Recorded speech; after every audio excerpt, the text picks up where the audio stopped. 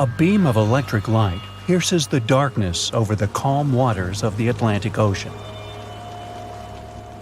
The Titanic is quietly making its way through the waves, its passengers asleep, when suddenly a monstrous white shape is caught in the light beam.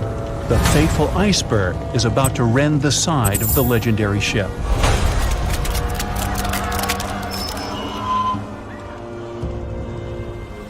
April 14, 1912, only 2 days before someone will take a photo of a giant iceberg with a pretty unusual elliptical shape. It turns out that this iceberg most likely formed out of snow that fell 100,000 years ago. Researchers used computer modeling to figure out its origin. They used data from 1912 and added some new information about winds and ocean currents. They concluded that the iceberg was probably a part of a small cluster of glaciers in southwest Greenland. These days, it's possible to calculate the routes of such icebergs in any given year in the past. So the infamous chunk of ice was on its way from Greenland to an area further south from Cornwall. If the ship had passed through that region only 2 days later, the iceberg would have moved far away from the point where they met.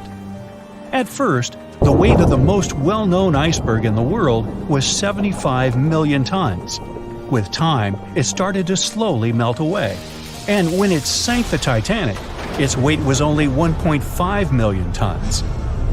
By the time of the collision, it had probably been melting for months, but it was still a true monster. When the Titanic sank, the iceberg was 400 feet long, and more than 100 feet of its surface was above the water. Some people believe it was a supermoon that caused the Titanic to sink. That night, there was a rare lunar event. It hadn't happened for 1,400 years. In normal conditions, the iceberg wouldn't have traveled so far south without melting and losing the largest part of its mass. But the supermoon could have been the reason for an unusually high tide that pulled the iceberg away from the glacier way faster than usual. There's a specific type of bacteria that slowly consumes the remains of the Titanic. Salt corrosion, ocean currents, freezing temperatures, plus this rust-eating microorganism might consume the entire wreckage. American actress Dorothy Gibson was aboard the Titanic.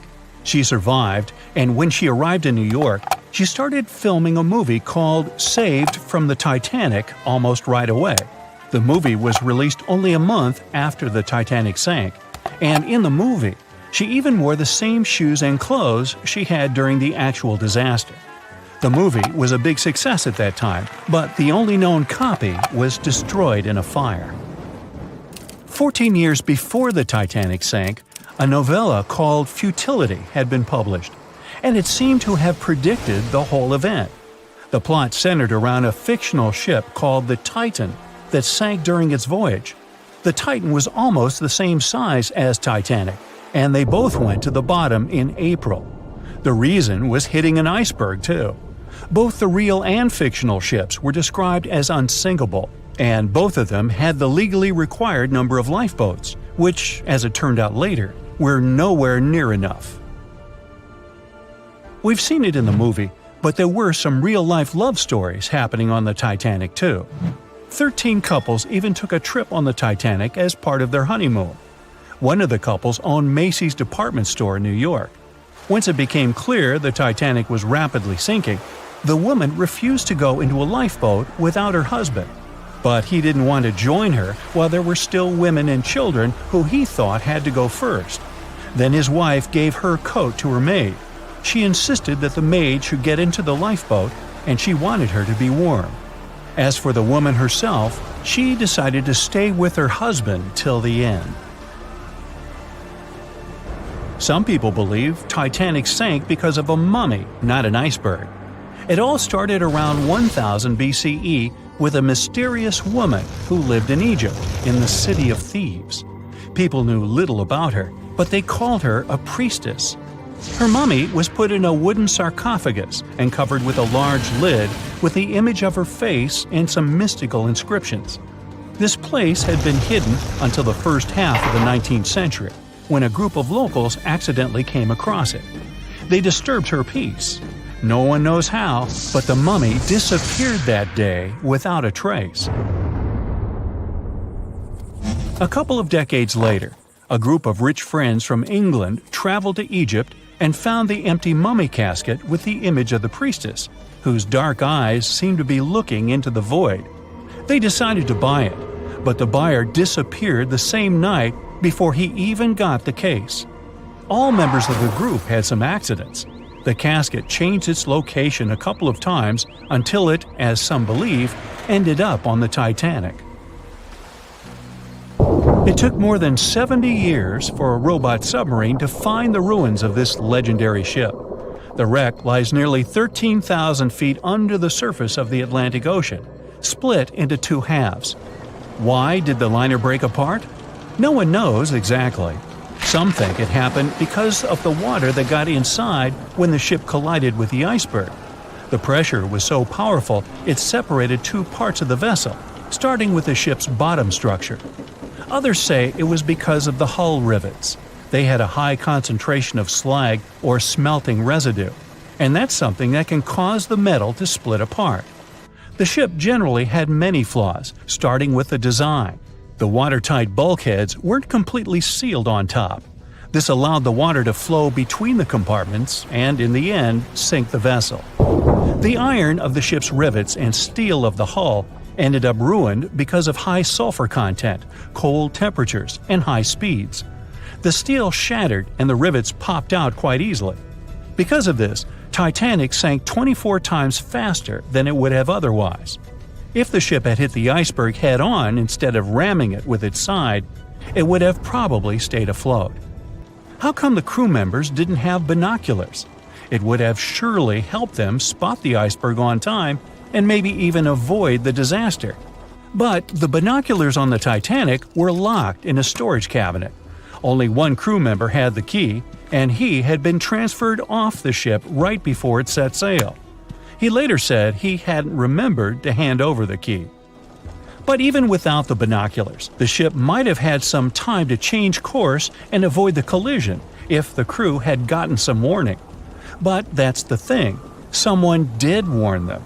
About an hour before the incident, a ship that was relatively close to Titanic, the SS Californian, sent a message to inform them it had stopped because of dense ice field. But the warning never got to the Titanic's captain. Some experts say it was because the radio operator didn't think it was that urgent. And later, the SS Californian said they didn't get a call for help from the Titanic because their radio operator was off duty. Some say the crew on the Titanic couldn't spot the iceberg on time because of an optical illusion. Atmospheric conditions that night probably caused super refraction, which could have camouflaged the berg. After all, no one actually saw the iceberg until it was too close to the ship to somehow avoid the crash. Not even a whole minute passed between the moment they saw the iceberg and the collision. It was only 37 seconds, and it took Titanic 2 hours and 40 minutes to disappear below the ocean's waves. They were on their way to the New World when a rendezvous with an iceberg crushed all of their dreams and hopes. There was panic and tears and heartbreaking goodbyes, like that of Jack and Rose. Or was there? Let's see how well you know the real story of Titanic. The love story of Jack Dawson and Rose DeWitt Bukater was inspired by true events. What do you say? Is it a myth or a fact?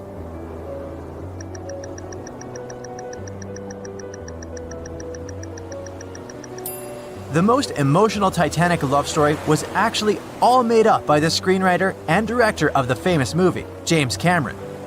Some passengers featured in the movie were real though, and by a mere coincidence, there was a J. Dawson on board. His name was Joseph, not Jack, and he worked as a coal trimmer. The most expensive object lost with the Titanic was a painting by Pablo Picasso. What's your take on this one?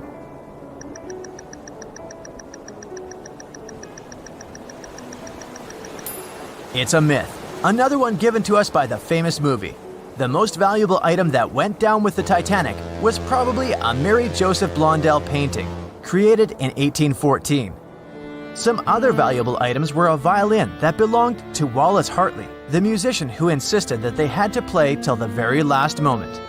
There was also a 1912 Renault Type CB Coupe de Ville that would now cost millions of dollars, a handwritten manuscript by Joseph Conrad, first edition essays by Francis Bacon, 5 Steinway grand pianos, and, of course, some fine china plates and cups and first-class passengers' jewelry.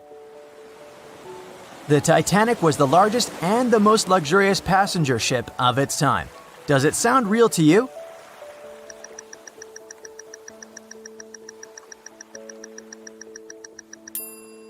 Yep, it's totally true. In April 1912, the Titanic was the largest ship ever built. It was 882 feet long and had a maximum passenger capacity of 2,435 people. That's not a lot compared to the largest cruise ship of today, the Symphony of the Seas. It's just a bit longer than the Titanic, but has more than double the passenger numbers.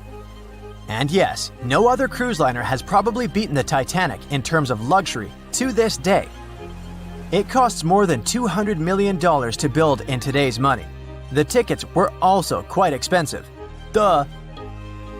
First-class tickets ranged in price from $1,700 in today's money for a berth up to $50,000 for one of the 2 parlor suites. Second-class tickets were $700. Third-class passengers had to pay between $170 to $460. Most of the passengers of the unsinkable ship managed to survive. True or false?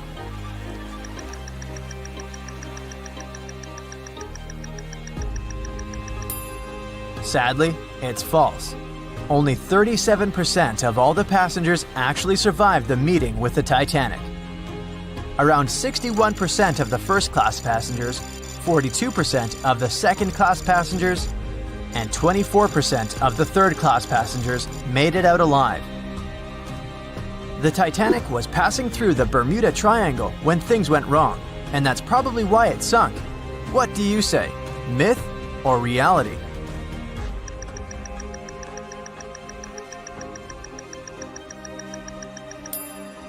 It's 100% a myth. The Titanic never even came close to the Bermuda Triangle. The liner sank about 400 miles south of Newfoundland, which is a huge distance to the north of Bermuda, the infamous area where ships and planes disappear without a trace. We might have the moon to blame for the sinking of the Titanic. True or false?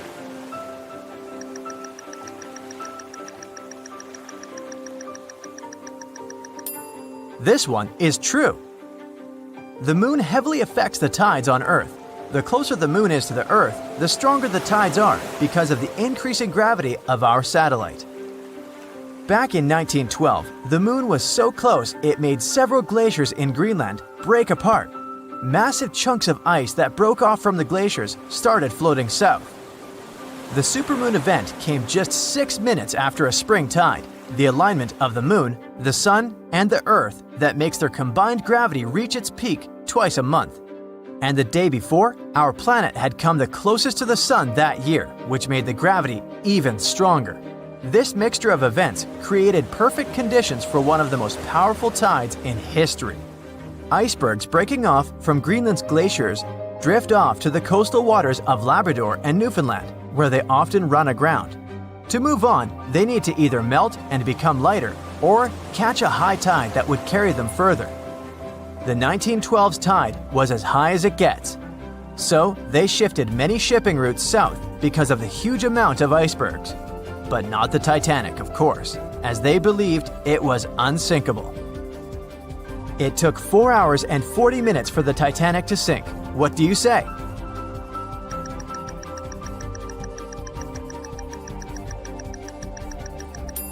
It's false, and if you're a Titanic expert, you definitely know it was actually 2 hours and 40 minutes. And this was slow enough, given the damage caused by the iceberg. It didn't sink faster, thanks to the ship's construction. There were 16 watertight compartments in the lower part of the ship. They worked as a lifeline. When the iceberg crashed into the hull, it broke into 6 boxes. The Titanic could have stayed afloat only if 4 compartments had been damaged. water filled the first 6 compartments within 1 hour. During this time, the ship tilted slightly to the right side. Then, water began to flood the 7th box when all 6 boxes were filled. And from that moment, the sinking rate was growing with every second. The ship's bow sank under the water, and then the stern filled up. One of the leading reasons for the Titanic tragedy was signal rockets. True or false? What's your take on it?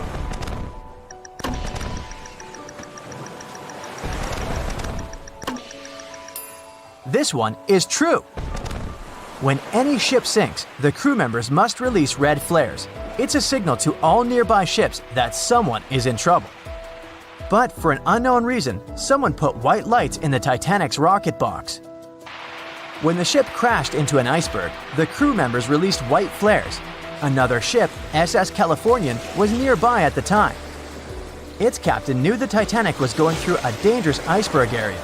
The crew of this ship didn't see the Titanic in the dark, but they noticed white rockets. Radio communication between the vessels didn't work. The SS Californian operator turned off the receiver. The Californian captain felt that something was wrong, so he sent a Morse lamp signal to the Titanic. But it was too late. The ship was already underwater, so no one could respond. Another ship, Samson, was sailing alongside the Titanic. It drifted with lights off since it was catching seals, and that's not legal. When the captain saw the Titanic's white rockets, he thought it was the Coast Guard. So Samson sailed away as fast as they could. They realized they had abandoned the drowning passengers once they made it to Iceland and learned the horrible news.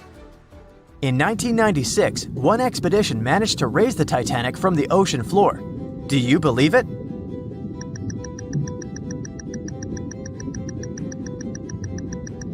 If you don't, you're right. There were different ideas on how to raise the Titanic, from doing it with compressed air to putting it in wire mesh and covering it with liquid nitrogen, or using giant magnets. The only real attempt to raise the Titanic was made in 1996, and it failed dramatically. The expedition's goal was to lift a part of its hull, weighing about 21 tons. It would still have been the largest piece to see the sunlight again, if the operation had succeeded, that is. They lowered 4 large bags filled with diesel fuel to the bottom of the ocean and attached them to the hull plate. Then, the fuel bags were released and they started lifting the pieces on their own.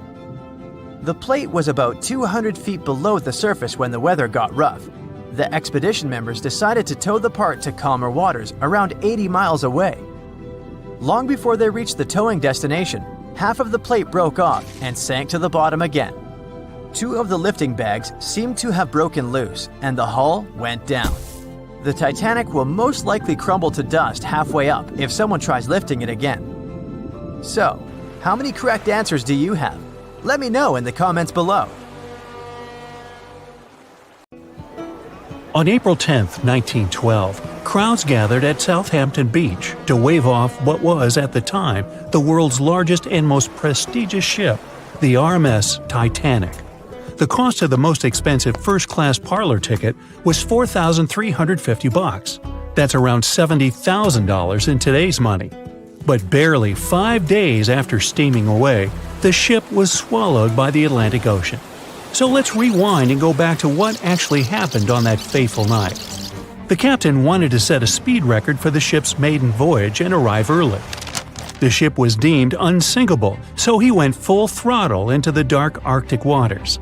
After spotting the 100-foot iceberg, the crew desperately tried to steer the vessel away and avoid the collision, but the Titanic was traveling too fast, and the iceberg tore down the side of the ship, creating a huge opening in the hull. It wasn't a continuous rip, and damage was caused in several places. In total, the damage spanned along an area of around 300 feet. But the ship's designers had prepared for the prospect of a collision and added watertight compartments down each side of the ship to act as a buffer zone. 4 of these compartments could be breached and the ship would still stay afloat. But because the iceberg tore down the side of the Titanic, it ripped holes in 6 compartments. The compartments didn't extend up the total height of all decks and weren't actually sealed at the top. This is why, when more than 4 were flooded, Water reached over the top of the bulkheads and filled the remaining compartments, causing the ship to sink into the ocean. Think of it as water spilling over an ice cube tray. But what if the collision was head-on? Would it still have sunk? Ships are designed with potential crashes in mind, and most vessels have collision bulkheads in the bow. Most of all, it's like your car's bumper or crumple zone. It's a safety feature that can withstand a direct hit.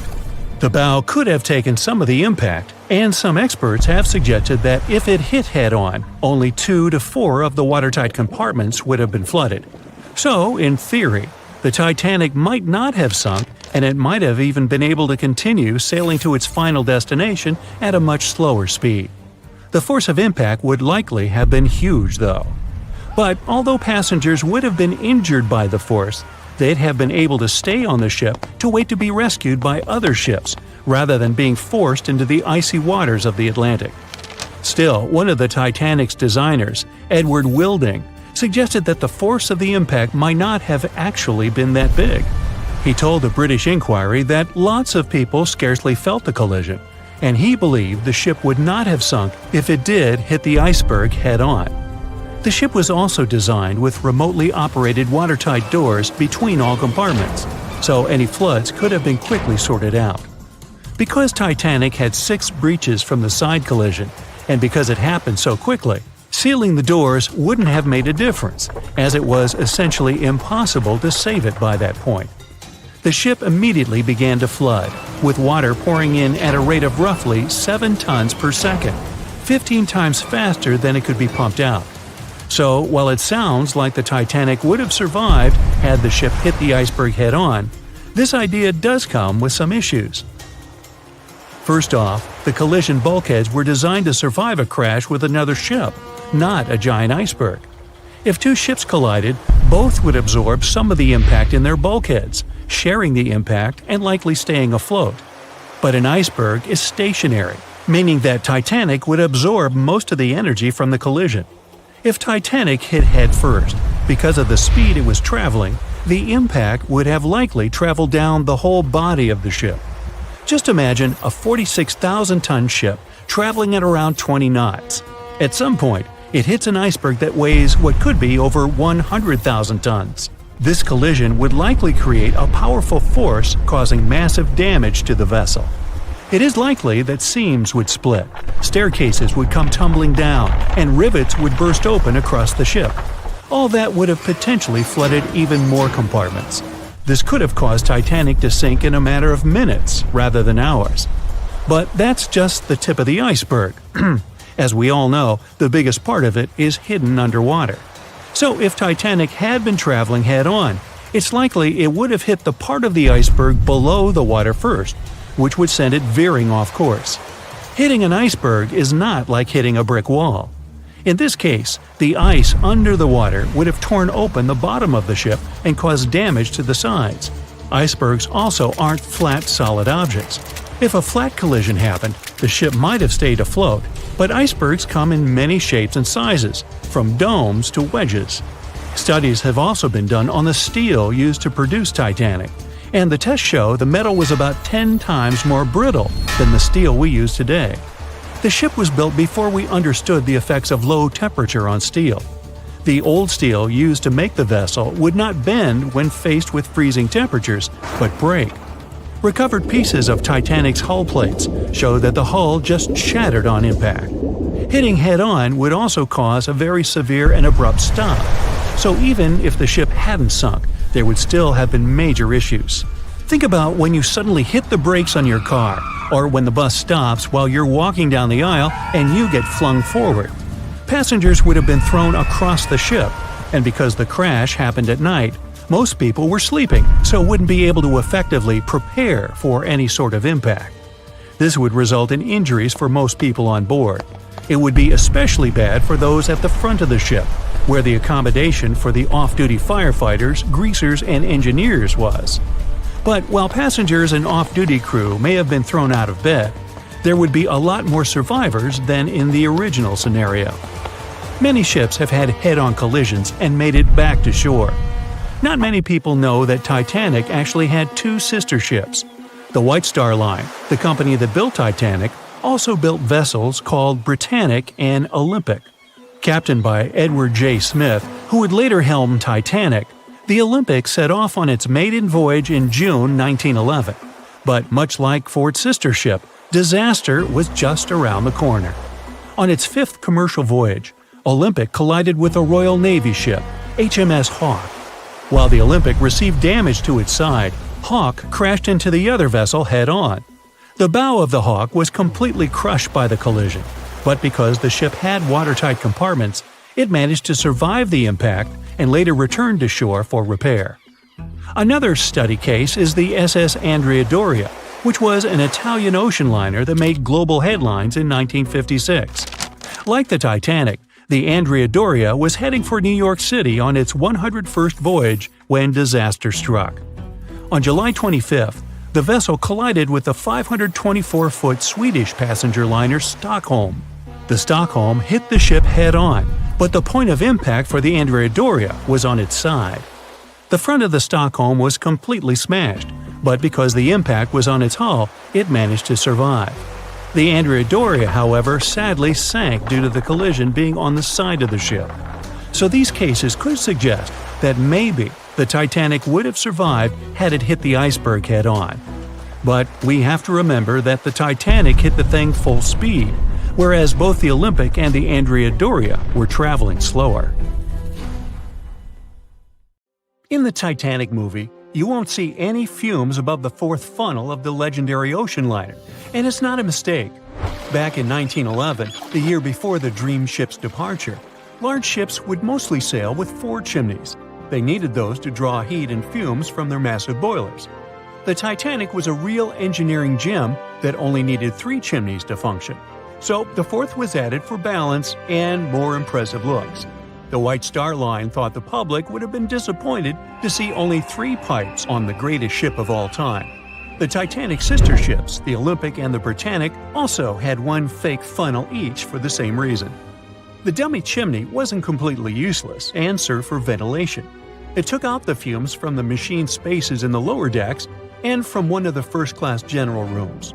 1 big ventilation funnel, instead of several small ones, helped to declutter the upper decks and left more open space for passengers to enjoy their strolls. When Titanic went down, the funnels, each weighing 60 tons, went down with the rest of the ship. They were made extra tall to make sure the passengers weren't covered in the soot being ejected. Their height and weight let them stay in the upright position. The forward funnel, followed by the others, fell only when the ship went for the final dive. Those chimneys were much lighter than the bow, so they spread among other debris. The light material they were made of flattened once it hit the bottom, and the iron-eating bacteria living deep down took care of it later. The bow of Titanic remained intact when it hit the seabed, but the stern was completely mangled. When the famous ocean liner hit that iceberg, things got really messy. It took the future movie star a whole 2 hours and 40 minutes to submerge completely. The collision let water flood 6 out of 16 watertight compartments. As the water gushed into the starboard side, the ship started to tilt down in the front and a bit to the right. By midnight, the damaged compartments were spilling water into others, and it was chaos because these compartments were only watertight horizontally. Soon enough, water started flooding through the anchor chain holes, and by 2 a.m., the bow was sinking, and the stern's propellers were lifted out of the water. The ship kept flooding until the moment the bow went underwater, and the stern shot up almost 45 degrees. The weight of those massive propellers stressed the ship's midsection. The steel just couldn't handle it and failed. Survivors described that moment as some loud noise, like breaking china or falling gear. That was the Titanic's upper structure giving in. By 12 past 2 a.m., the bow and stern were only connected by the inner bottom structure. Minutes later, the bow, weighing almost 16,000 tons, broke loose from the stern. The stern rose sharply to an almost vertical position and started sinking slowly. By 2:20, it disappeared underwater.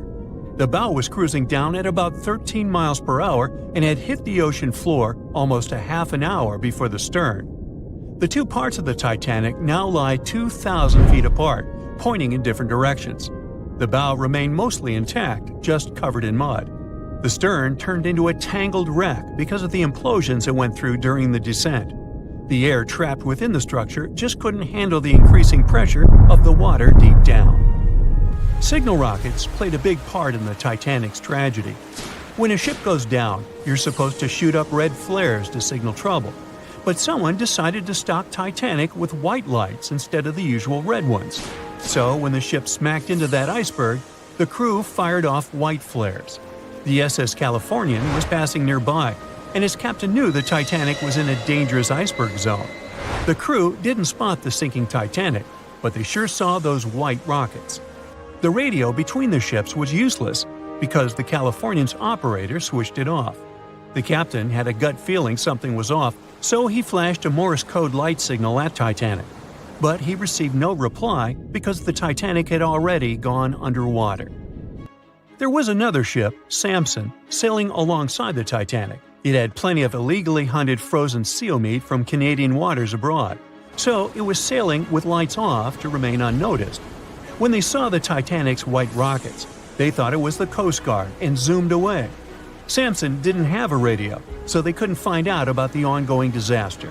The crew got the news about Titanic only when they got to the coast of Iceland the following month. There have been many theories to explain the Titanic tragedy, and one of the recent ones says that there was a fire involved. An Irish journalist went full detective for decades, digging into the mystery, and stumbled upon a game-changer. He came across a photo album that had been hiding from the public for a century after the tragedy. In the pictures, taken at the Harland and Wolff shipyard in Belfast, Northern Ireland, just over a week before the liner sailed, you can clearly see a massive 30-foot black spot on the ship's hull. Maloney researched the photos and eyewitness testimony from the time and claimed that a fire spontaneously broke out inside of one of Titanic's enormous coal bunkers. It was raging for a whole 3 weeks and messed with the metal, critically weakening a crucial segment of the ship's hull. Back then, most ships had just one hull, so it was the only skin the Titanic had. That's why the iceberg managed to punch a hole through the ship so easily. If it hadn't been for the fire, the Titanic might have shrugged off that iceberg collision. The company operating the liner knew about the fire, but they decided to conceal that fact.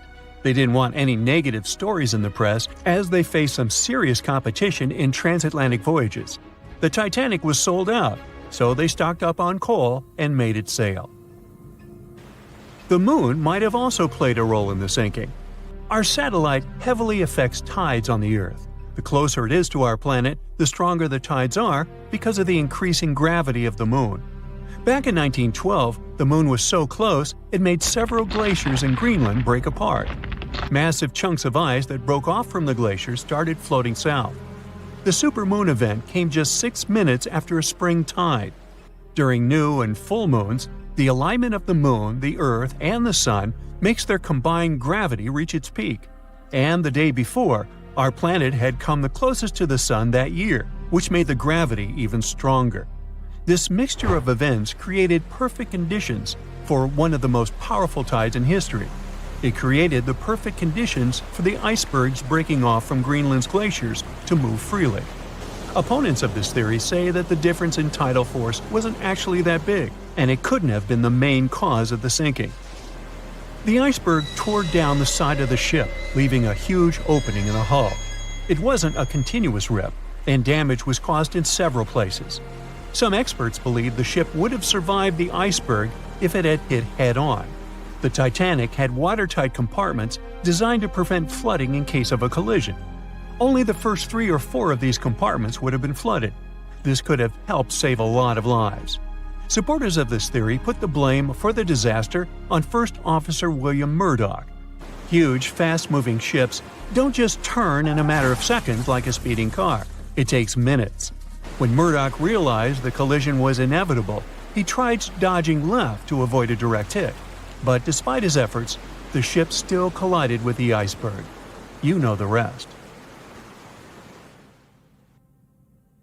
Can you guess how many theories of the Titanic's sinking exist? Right, loads, including a theory of my own, which I'm going to share with you today. And then you can decide which one seems most likely to you. One Piece theory. The very first version of the events was the One Piece theory. It's very simple and basically claims that the sinking happened without any breakups. 2:15 a.m., the ship collides with an iceberg. 2:18 a.m., the lights go out. The ship reaches an angle of 45 degrees and then quickly begins its final plunge into the ocean depths.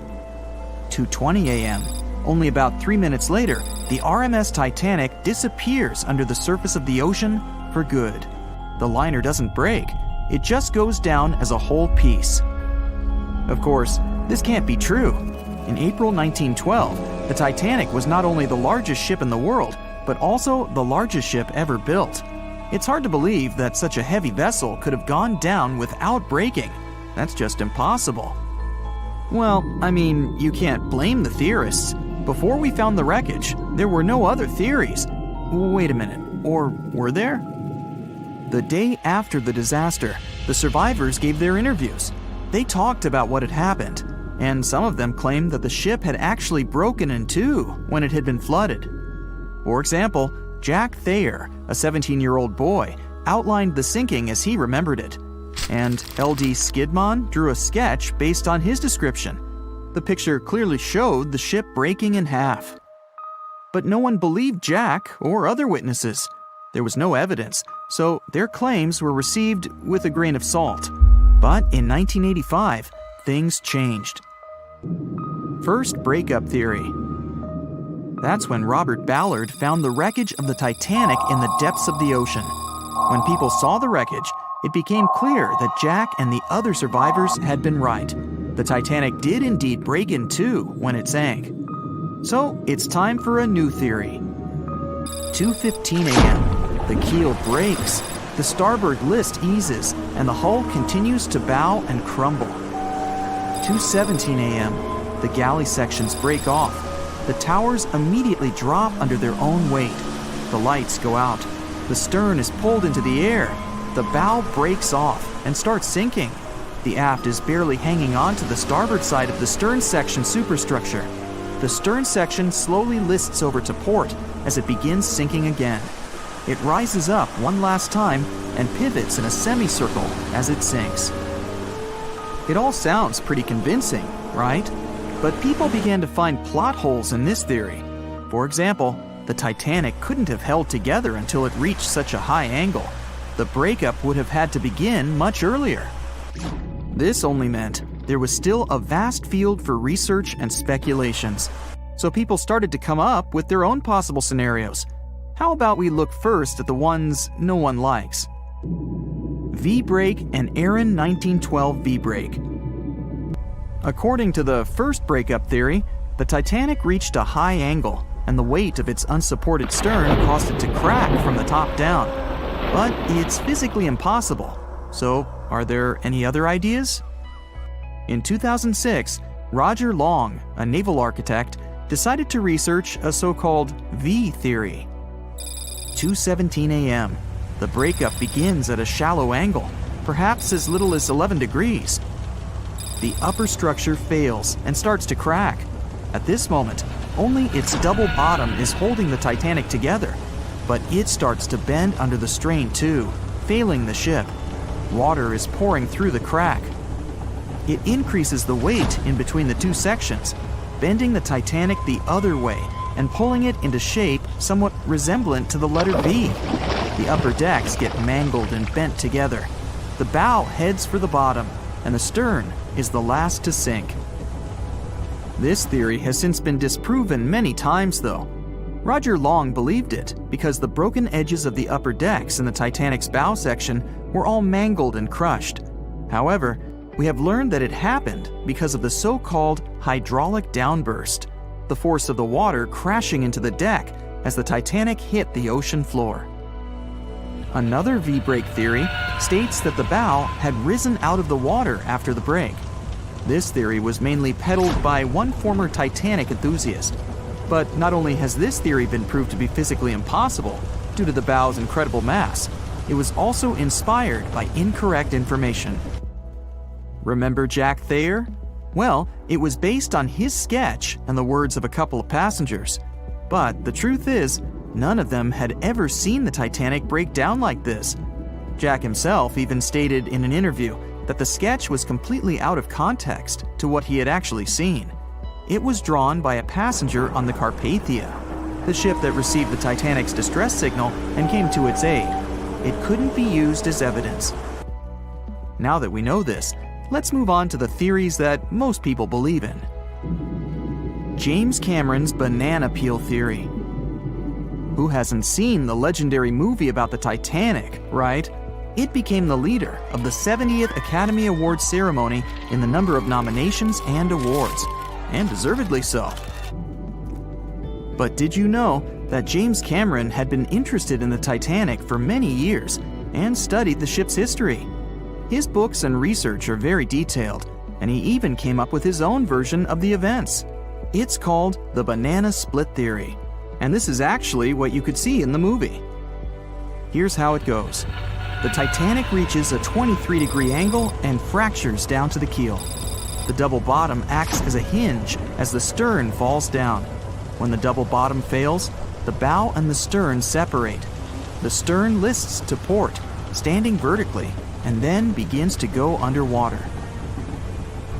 This theory is the most scientifically accurate one, along with Roy Mengat's theory. Wait, who's Roy Mengat? Mengat theory. Roy Mengat was an engineer who came up with the most plausible theory for the time being. 2:17 a.m. The lights go out on the Titanic. At this moment, the ship is at an angle of 20 to 23 degrees. Suddenly, the vessel snaps in two just around the third funnel. It causes the stern to settle into the water. The keel fails first. The draft and lower hull are crushed and break apart. Water surges into the bow and stern of the ship through the huge cracks, causing the bow section to sink beneath the waves. The stern rises up to the angle of 70 to 90 degrees, and then it sinks too. This theory seems to make the most sense, but it's quite controversial. The survivors who saw the breakup stated that the stern had settled back with the bow completely missing. Mengat's theory, however, contradicts that statement, while James Cameron's scenario takes this into account. Are you thinking what I'm thinking? The truth must be somewhere in the middle. My version. Now, as promised, I'll provide you with my version of the events. Well, it's not really my theory, more like a combination of Roy Mengat's and James Cameron's ones. I believe that James Cameron was right about the breakup. 2:17 a.m. The ship is at a high angle. The lights go out. Then it snaps into two pieces. The bow starts sinking. The double bottom is still attached to the stern for a minute or so. Once the double bottom fails, the two parts separate and the bow goes down. Then, as Mengat said, the stern rises up at a high angle, and then it begins to sink vertically. It might have actually happened because the survivors stated that they had seen a clean break. This means it couldn't be hidden. And they had also seen the stern staying vertically in the air for a long enough time, probably a few minutes, before disappearing. Anyways, all of these are just speculations. Regardless of how the Titanic broke apart and sank, it was a great tragedy. It's already been 110 years since the Titanic collided with an iceberg and sank. Did you know that in 2022, the Blue Star Line Company is completing the construction of an exact replica of the Titanic? Called the Titanic II liner, the ship will be sent sailing along the same route with 2,400 people on board. Let's hope that everything goes well for them. Meet Arthur John Priest. No, he isn't famous for being a painter or for discovering some long-lost treasure. He didn't invent some cool gadget or break any world records. No, Arthur John Priest is famous simply for being unsinkable. Proving one can be both lucky and unlucky at the same time, Priest was involved in and survived several mishaps at sea, including the fateful maiden voyage of the Titanic. Priest was not a rich man interested in sailing for pleasure. He was part of the working class, employed as a stoker or fireman, stuck for hours within the hot bowels of large steam-powered vessels. His job was dirty and difficult. He was responsible for keeping the furnaces lit, feeding them coal to ensure enough steam was produced for the engines to work. He had to be careful about not overheating the system or setting fire to the whole ship. The furnaces had to be carefully watched and constantly fed. He breathed it all in a while, working and fighting with the sweat and the dirt. He would often work shirtless because of the heat and was always covered in black coal dust. And when he finally had a break, his shared living quarters were nearby in the same part of the ship. He must have been good at his job, though, because he had no trouble finding work. But wherever he went, bad luck seemed to follow. The first incident was a mild one. As a young man, Priest worked on the RMS Asturias. The passenger liner first set sail in 1907, traveling between Southampton in the UK to Buenos Aires in Argentina. At some point during its maiden voyage, the ship suffered a small collision. The damage was bad enough that the ship returned for repairs. Thankfully, there were no reports of any serious injuries. Priest, unfazed, simply went to work on another ship, but his bad luck lingered on the Asturias. In 1914, the Asturias became a hospital ship, helping care for sick men and women around Europe while bringing them home to England. But in March 1917, at just around midnight, the ship was struck by a foreign object. Its hull was breached and the engine room flooded. The captain ordered everyone to abandon the ship, sending crew, patients, and health staff scrambling for the lifeboats. The vessel was still moving, powering through the water because the main controls, located within the flooded engine room, could not be turned off. The captain refused to leave the ship while people were still trying to escape. He was able to aim the Asturias towards Bolt Head, where it finally hit land and couldn't sink. The remaining lifeboats were lowered and the final survivors made it to safety. When they studied the damage on the ship later, the Asturias was declared a total write-off. It might be hard to pin this particular disaster on Priest. After all, he wasn't even on the ship at the time. But it seemed that many of the ships on which he served were destined for trouble. His bad luck followed him to his next job on the RMS Olympic, a massive ocean liner. The Olympic was big. In fact, it had been designed and built as part of the fleet that included the Titanic. But with size came sacrifice. The Olympic was great at moving in one direction, but very difficult to handle when it needed to turn. It was September 1911. The Olympic was trying to alter its course. The Hawk, a smaller ship sailing nearby, didn't give the larger vessel enough room to maneuver, and the two slammed into each other. Because the Hawk was engineered to deal with potential confrontations when out at sea, its reinforced bow tore through the Olympic. Two large gashes appeared on the ocean liner's side. The propeller shaft was badly twisted, and worse, the ship began to take on water. Somehow, the Olympic made it to shore without sinking, and nobody was seriously hurt. Priest had no idea that this was just a small taste of what his future held for him. He next found employment on a brand new ship, a better ship, an unsinkable marvel that was said to be the biggest vessel to have ever been built. Yes, he was going to work on the Titanic. And what a job! It took 29 boilers, requiring 850 tons of coal a day to produce enough steam to power the Titanic. Priest was just one of 150 stokers toiling away in the ship's underbelly, keeping those fires burning day and night. He made around $30 a month. But on April 14, 1912, he would find himself flung from a world of extreme heat to one of blistering cold. At approximately 11:35 p.m., the crew spotted an iceberg. The Titanic tried to avoid it, but the alarm had been sounded too late. 5 minutes later, the two collided. The iceberg tore through the hull, and the once watertight compartments inside were badly ruptured. As the cold Atlantic water flooded in, the ship began to sink. Distress signals were sent, but the closest ship, the Carpathia, was over 3 hours away. In the dark of night and stuck in the middle of nowhere, the crew and passengers panicked. Those who could scrambled for the lifeboats. Others jumped into the icy waters. In total, only 706 survived that terrible night. Priest, at the time of the collision, was down in the ship's lower quarters. He was on break, relaxing from a hard day of work. And as the ship went down, so did his chances of survival. He and his fellow workers were in the most dangerous position on the ship. They had to make their way through a maze of corridors and gangways, some of which were flooded, in a mad dash to the deck. And then they faced the frigid water, jumping in and desperately swimming to safety. The ocean was so cold that Priest even suffered frostbite before finding his way onto a lifeboat. He was one of only 44 stokers to survive that night. After an experience like that, most of us would never set foot on a boat again. But Priest had to work. His next job also ended in disaster. He was offered employment on the HMS Alcantara. It went down in 1916, and Priest was again one of the few to make it to safety. He was badly wounded in the process.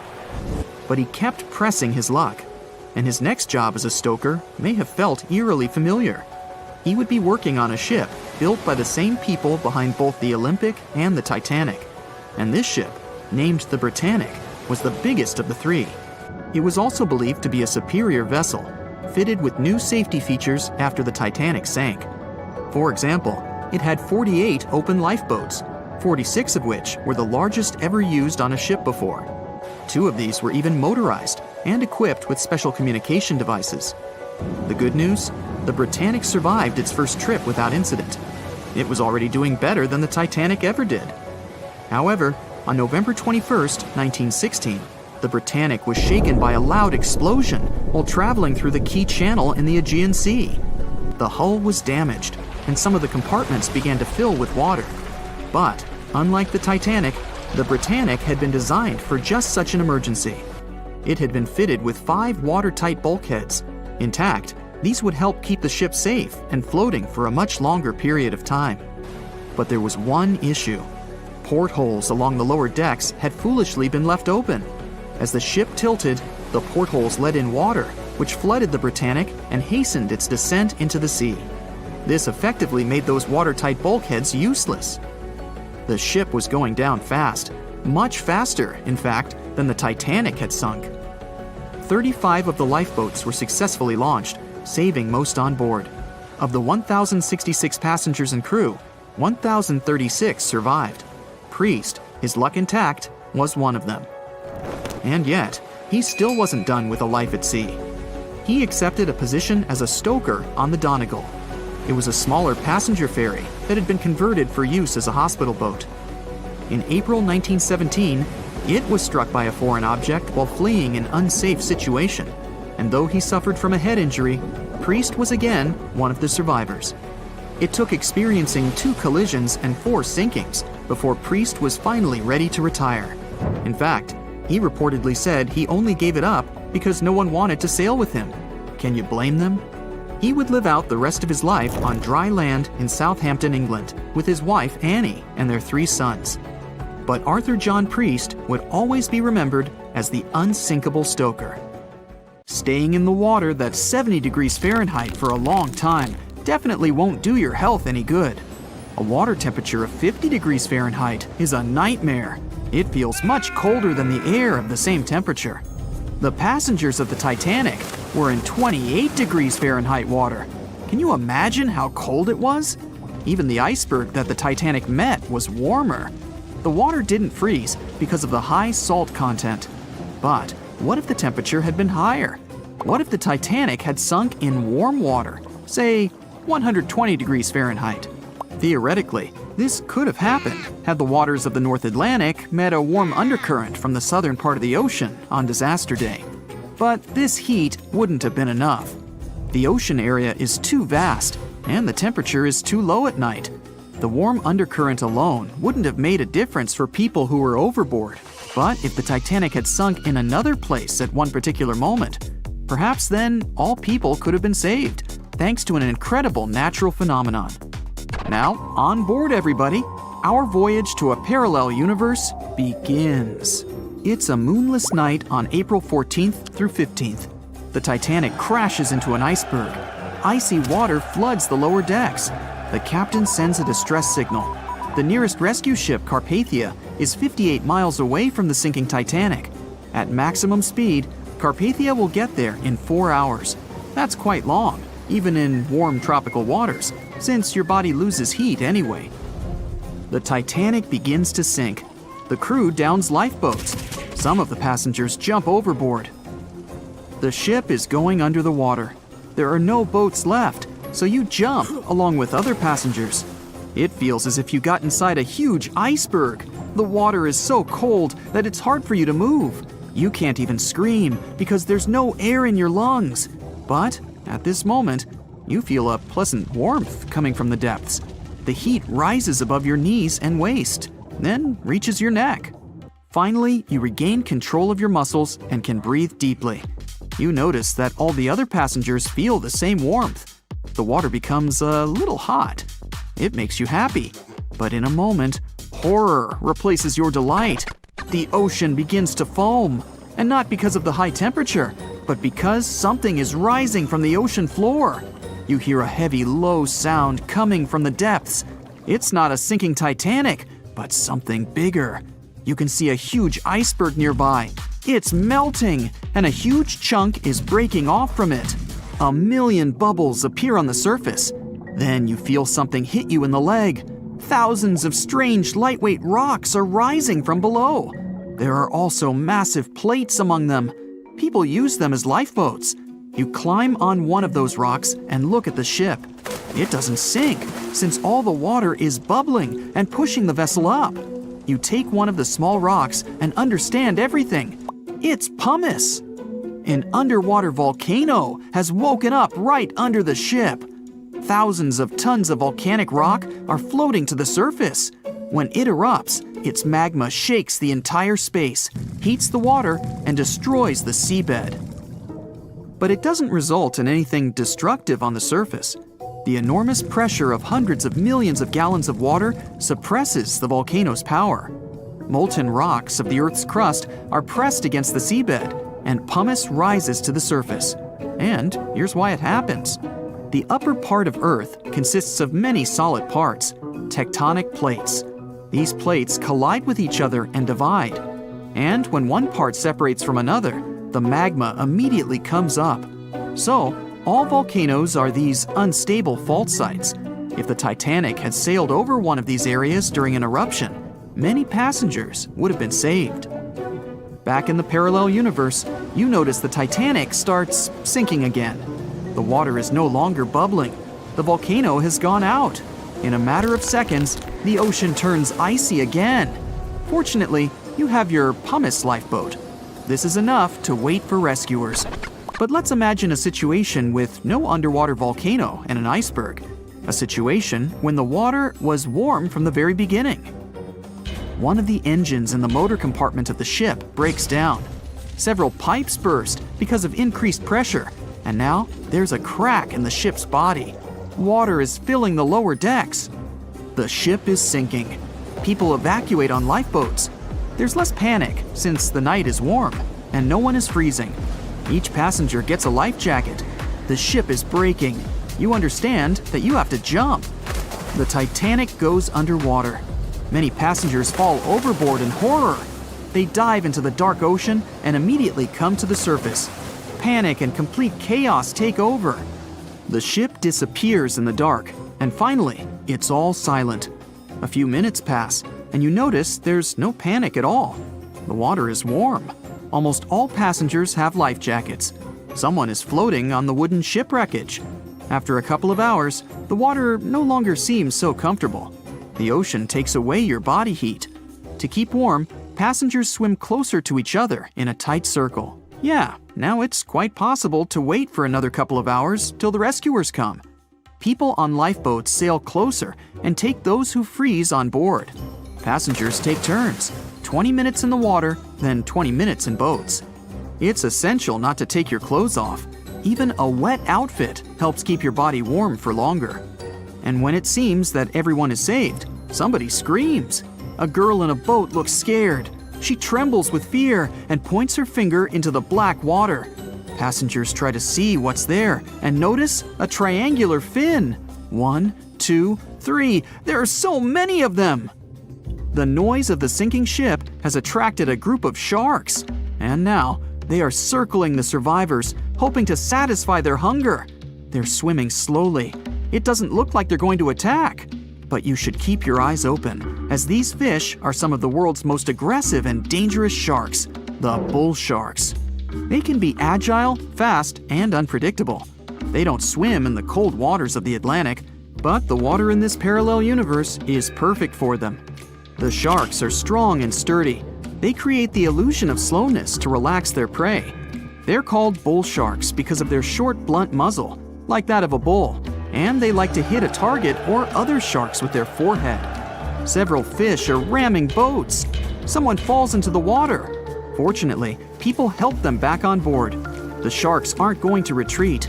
Chaos and panic ensue. People are screaming and splashing the water with paddles to scare away the fish, but it doesn't help. One of the sharks opens its toothy mouth and clings to a boat.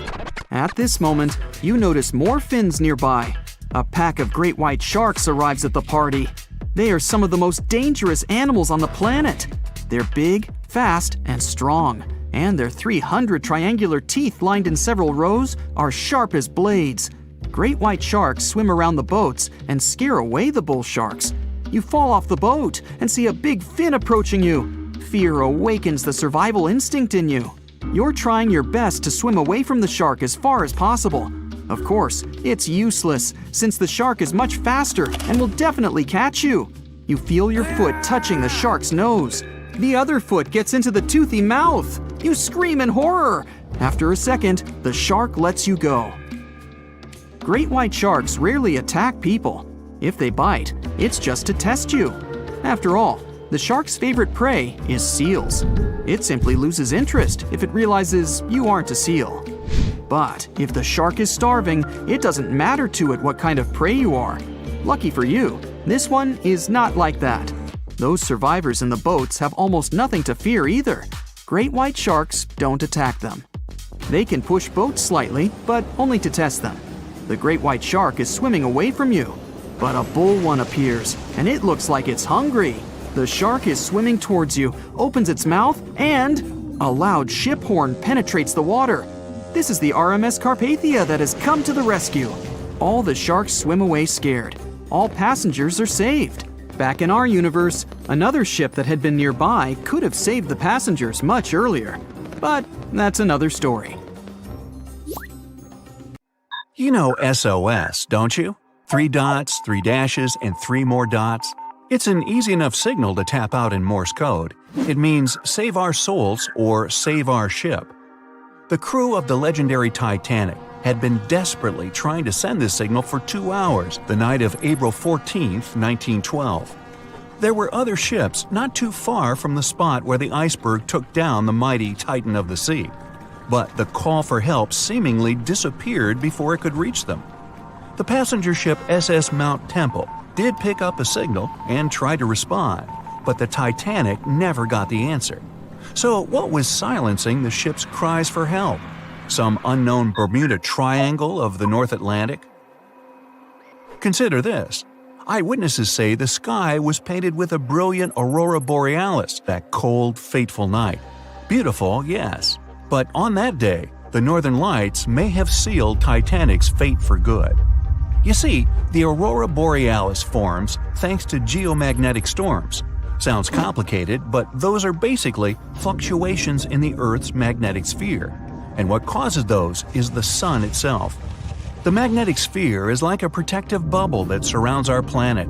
It blocks harmful solar rays, winds, and other cosmic dangers from reaching us. Without it, life on our planet wouldn't be possible. Earth would look more like Mars. You also have it to thank for compasses pointing north. Experts know the Earth's magnetosphere affects navigational equipment, or disrupts it. Which brings us back to the Titanic. Recently, a published weather researcher named Mila Zenkova proposed a theory that solar flares, which provoked a geomagnetic storm, could have played a major role in the Titanic's untimely demise. Solar flares make themselves known on Earth all the time. Some people are especially sensitive to the magnetic storms they cause. These unlucky folks can feel weakness, fatigue, headaches, and even mood swings. On usual days, the pressure is the same on both sides. The magnetosphere blocks all the bad stuff, and we're all happy. But sometimes explosions occur on the sun. They can be massive, Earth-sized. These flares shoot out a wave of charged particles that collides with the magnetosphere at high speeds. Our protective bubble then goes on the defense. It shrinks, deforms, and pushes those particles toward the poles. Enter those brilliant lights dancing above the Titanic that night. In the north, we know it as Aurora Borealis. In the south, Aurora Australis, or the Southern Lights. When the magnetosphere pushes those solar and cosmic particles toward the poles, they collide with molecules of different gases. That's why you get the range of colors. For example, oxygen can be green or red depending on the distance, and nitrogen is blue or purple. What multiple people saw that night was exactly this phenomenon, including the second officer from the rescue ship Carpathia. He wrote it down in the logbook before getting the distress call from the Titanic. But I'm getting ahead of myself. Auroras are a visible sign of a geomagnetic storm. Now, about navigational equipment. This applies to satellite and radio frequency devices. Remember, they didn't have iPhones back in the Titanic days, so the average person couldn't notice their gadgets going haywire. But navigational devices and wireless telegraph did exist and were actively used. Rewind back to the Middle Ages, when sailors noticed that, on some days, compasses wigged out. The arrows spun in all directions, and people back then had no idea why. It wasn't until the 18th century when French scientists found out that such problematic days occur at the same time as black spots appearing on the sun. Solar flares. The mystery was solved. Now, the Titanic had the most advanced, well-known radio equipment at that time. They tested it thoroughly to make sure it worked for distances up to 2,000 miles away. Titanics passed them all. On April 10, 1912, the massive liner left Southampton and set off for New York. The very next day, the crew started getting the first reports of drifting icebergs and ice fields. They put dots on the map to mark the coordinates and let out a sigh of relief. All the troublesome spots were north of the Titanic's planned route. But after a couple of days, the warnings were moving farther and farther south, encroaching on the majestic ship. On April 14th, Captain Edward Smith decided to change course to the south in hopes of bypassing the ice. This ended up being a huge mistake. Enter the magnetic storm. If it was throwing the navigation equipment off, even by a tiny error of half a degree, the captain could have been mistakenly taking the ship right toward a cluster of icebergs. What's even worse, the radio operators ignored warnings coming from other ships. That, or they simply forgot to hand them over to the captain. As hired contractors from the radio company, they were more interested in transmitting paid telegrams from passengers on that luxurious liner. The radio transmitter kept going out of order that evening, probably because of all this private traffic. When it was finally fixed, operator Jack Phillips received another message from the SS Californian at 10:30 p.m. Their operator was trying to warn Phillips about the coordinates of drifting icebergs, but he paid them no attention. He was nervous and in a hurry. Was the magnetic storm to blame for his frayed nerves and bad mood? We can only speculate. But as you know, some people are more sensitive to these things. The weather was fine, the ocean was calm, the water was smooth as glass. Despite all the warnings, the ship continued to sail at a maximum speed of over 22 knots. An hour later, Titanic collided with the infamous iceberg. On April 15th at 12:14 a.m., in the middle of the night, Titanic's operators started to transmit the first emergency signals. The SS Californian was sailing just 20 miles from the Titanic. They could have easily come to a quick rescue. But 10 minutes before the disaster, the Californian's radio operator had gone to bed. He was the only one who understood Morse code on the ship. According to this new theory, the magnetic anomalies possibly blocked Titanic's messages to other ships. For example, the steamer SS La Providence didn't receive any signals from the sinking ship at all. Yet they were still getting transmissions from another giant, the Olympic, which was 500 miles from the Titanic. That night, the signals were acting strange. They simply got lost somewhere in space, or they were like a jumbled riddle, impossible to solve.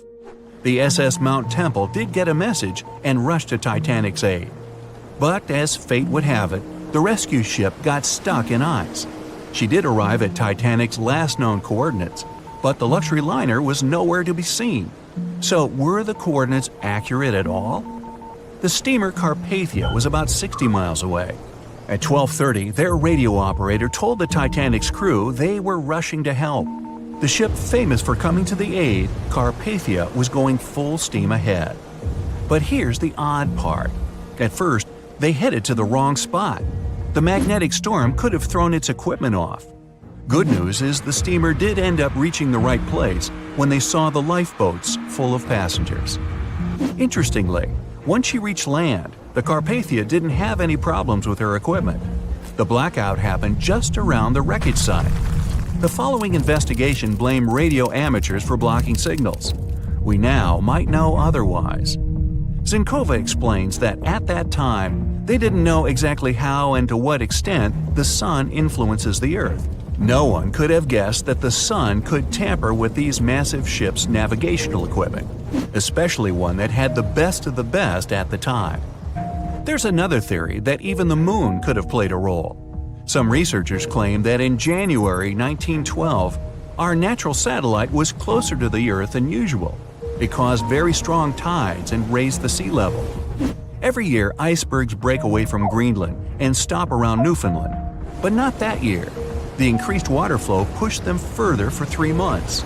And come April, they were right in the way of transatlantic ships.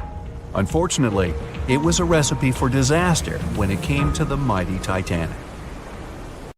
No one could ever have imagined that the unsinkable Titanic would collide with an iceberg, except for one man, William Thomas Stead. Well, not directly, of course. It's not like he jolted out of bed one day, envisioning the fall of the Titanic. Rather, he wrote an empowering short story called How the Mail Steamer Went Down in Mid-Atlantic by a Survivor on March 3, 1886, 26 years before Titanic sank. Okay, let's do a super quick recap. Titanic was traveling from Southampton to New York in April 1912 in the North Atlantic. The ship hit an iceberg, and less than 3 hours later, it was completely underwater. Out of 2,208 people on board, just 706 survived due to the limited number of lifeboats and icy cold water. Another passenger ship, Carpathia, heard the distress call, picked up the survivors, and brought them safely to New York. The short story William Stead wrote was about Thomas, a British sailor, who got on a passenger liner bound for the U.S. At one point, the protagonist realized there weren't enough lifeboats for everyone on board the ship in case something happened. A couple of days later, heavy fog covered everything in sight. Luck was not on the liner's side, and it collided with a stray ship, just like Titanic struck an iceberg. Only 200 out of the 916 people made it safely to the U.S. The main character managed to survive by jumping into the water and climbing into one of the lifeboats. Now, you'd think that the story riled up everyone in the industry to add extra lifeboats on ships. But sadly, it received very little attention when it was published. Even more tragically, William Thomas Stead was on Titanic when it sank, and he didn't make it. The survivors who knew Stead mentioned that he had always been cheerful and had loved to chat during meals. He complimented the ship's design and how sturdy it was. Witnesses also talked about how he had been helpful when the ship had been sinking, having given his life jacket to someone else. He was a journalist by profession and was on his way to New York for a ceremony. One of his most important contributions to modern journalism was the use of illustrations in every newspaper article. He also introduced newspaper interviews, and they're still used to this day along with illustrations. But this story wasn't the only published work that predicted the disaster. Morgan Robertson was an author and former ship captain who wrote short stories and novels. His most notable novella is The Wreck of the Titan. It's also known as Futility. The book was written in 1898, 14 years before Titanic. It was a fictional story about the Titan, an ocean liner similar to Titanic, which was crossing the North Atlantic. It's also a coincidence that Titan was just as fast as Titanic and shared many other similarities, like size and design. The book described it as unsinkable and the largest ship to hit the ocean at the time. That's what they said about Titanic, too. Another eerie similarity was the limited number of lifeboats it had. The story took place in April, and that's when Titanic set off on its journey and hit the iceberg. The Titan story also mentioned that barely anyone had survived that horrible accident. Unlike Stead's story, the protagonist of Robertson took a different path. The Titan sinking happened somewhere halfway through the book, so after the accident, the main character went on with his life. The book was brought back into the spotlight after the Titanic disaster. How could someone describe the events that took place almost a decade later so accurately? Many started to believe Robertson could see the future. But the reality was that Robertson knew his way around a ship. It was easy for him to write down the nitty-gritty of things without doing more research. Realistically, one of the biggest threats for ships at that time was hitting an iceberg or colliding with other ships. The next story sounds somewhat mysterious. Once, Alex Mackenzie heard a voice that warned him not to board Titanic. But when he turned around, there was nobody there. As he continued walking, the voice spoke to him again. But this time, it was louder and more distinct. He took the warning seriously and decided to cancel the trip and go back to Glasgow, Scotland, his hometown. His grandparents weren't too happy to find him back home instead of on Titanic. After all, the ticket was very expensive.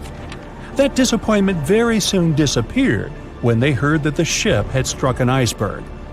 John Coffey was a member of the crew of Titanic, but he decided to ditch the ride when the ship stopped at his hometown in Queenstown, Ireland. His inner voice told him to get off the liner, and he did. He was only 23 at the time, and for someone his age, it could be a major career boost and an opportunity to grow. Despite the horrible tragedy, the guy signed to work with the RMS Mauritania just months after the Titanic sinking. Talk about commitment. Some added info was revealed about what may have contributed to the fall of Titanic. The constructors insisted that the ship was unsinkable, but many people later theorized that the vessel's steel plates had been too frail for the freezing Atlantic water. It may have caused the rivets to pop, allowing ocean water to seep inside. Another theory is that there may have been a fire in the hull of the Titanic that had been raging for 3 weeks before the voyage. The fire softened the steel, allowing the iceberg to cut through it like a hot knife through butter. Some pictures before the ship set off on its journey show black marks on the hull, which could have been caused by fire. Either way, the iceberg would have caused significant damage in any case, no matter if there was a fire or not. Some people also blame those who designed the Titanic. The ship was built with large joints at the bottom, which probably snapped easily during the collision.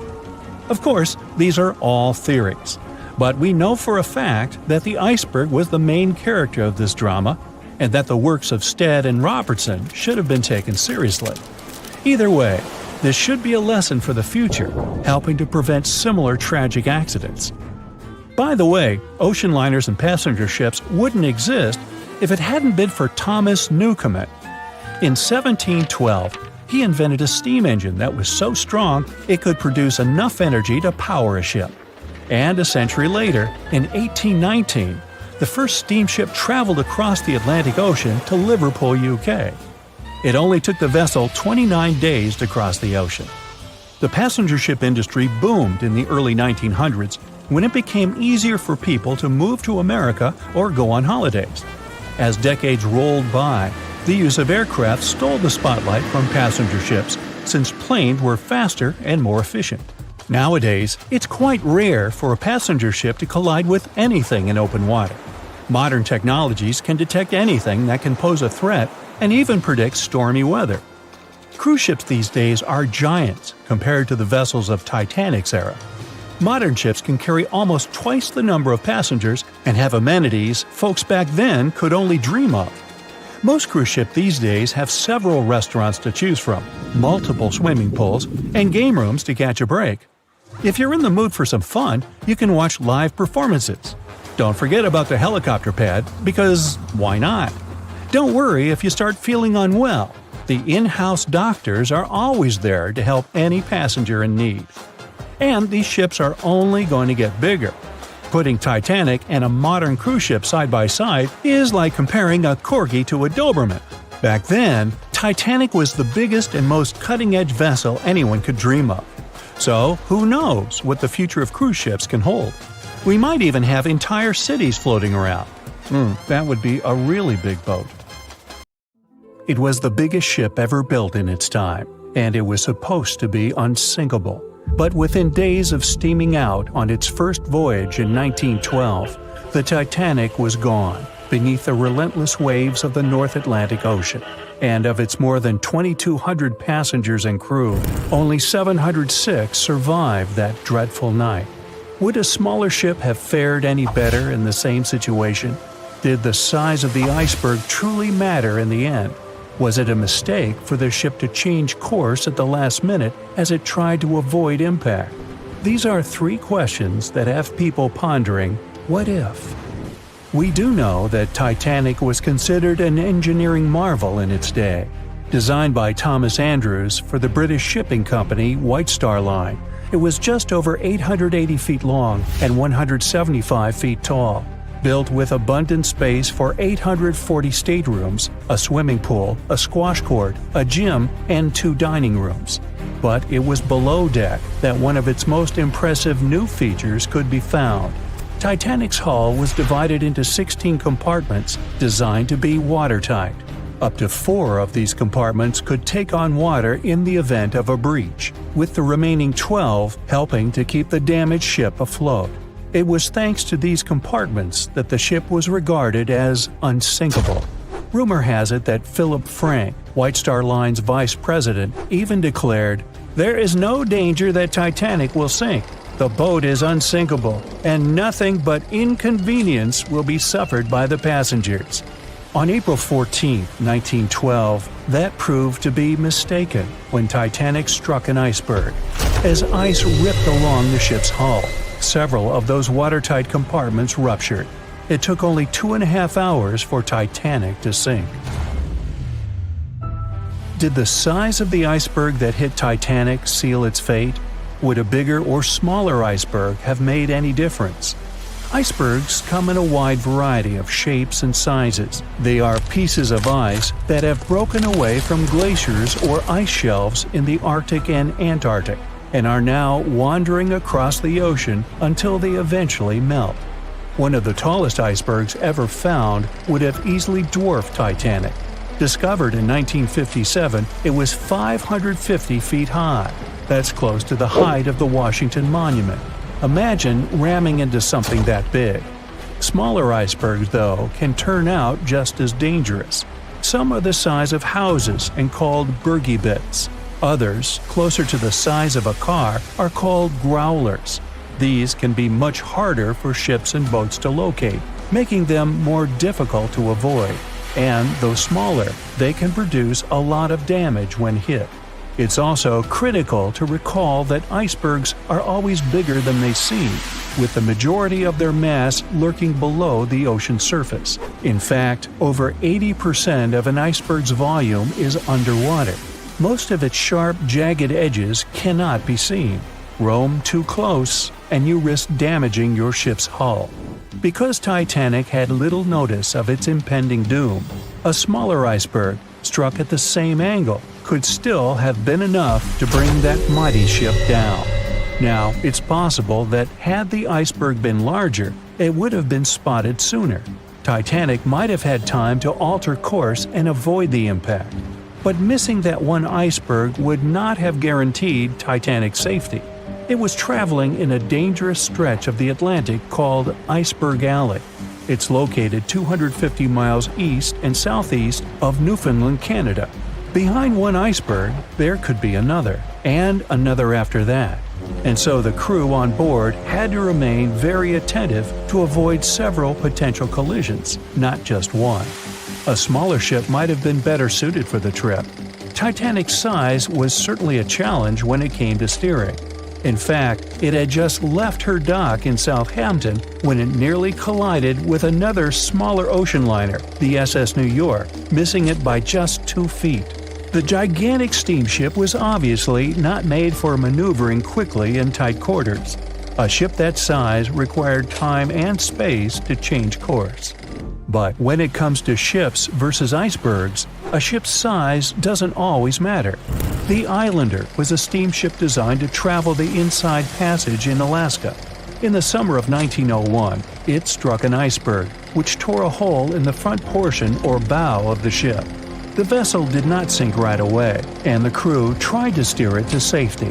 Ultimately, its bow completely submerged, and its stern was lifted up and out of the water.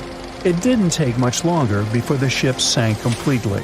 Of the 168 passengers and crew members, 128 survived, and $3 million in gold was lost.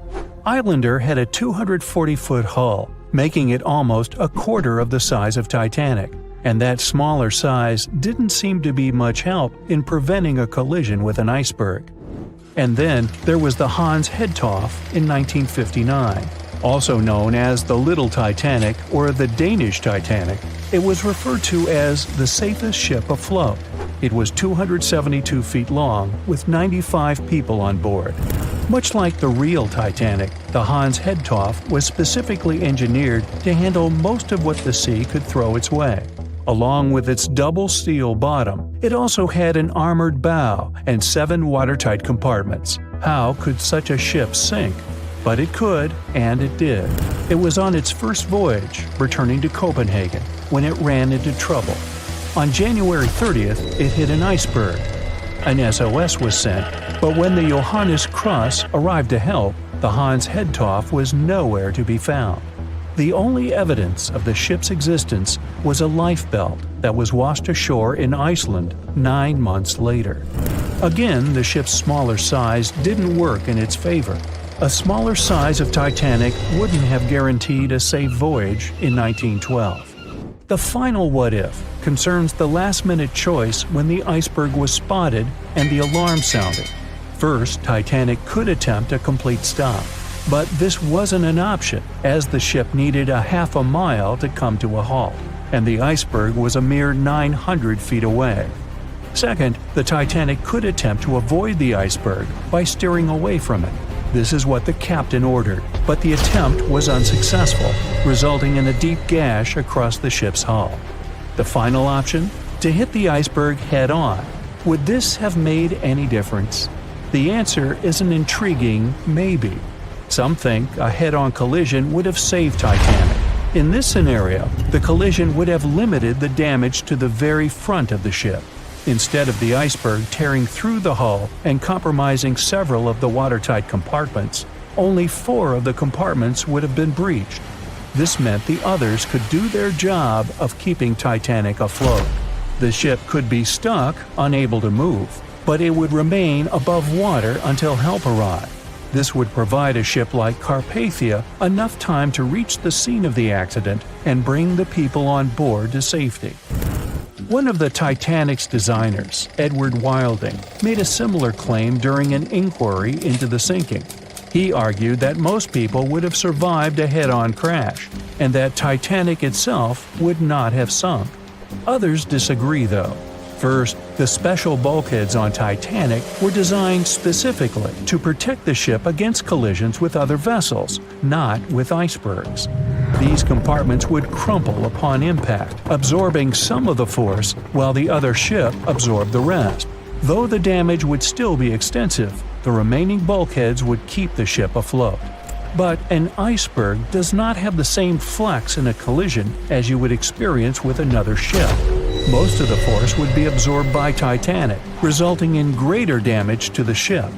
Even worse, the impact would be carried through the full length of the ship. Rivets would burst, seams would tear, the compartments would quickly flood, and the ship would sink even faster, resulting in fewer survivors. In any case, as with most what-ifs, we'll never really know the answer.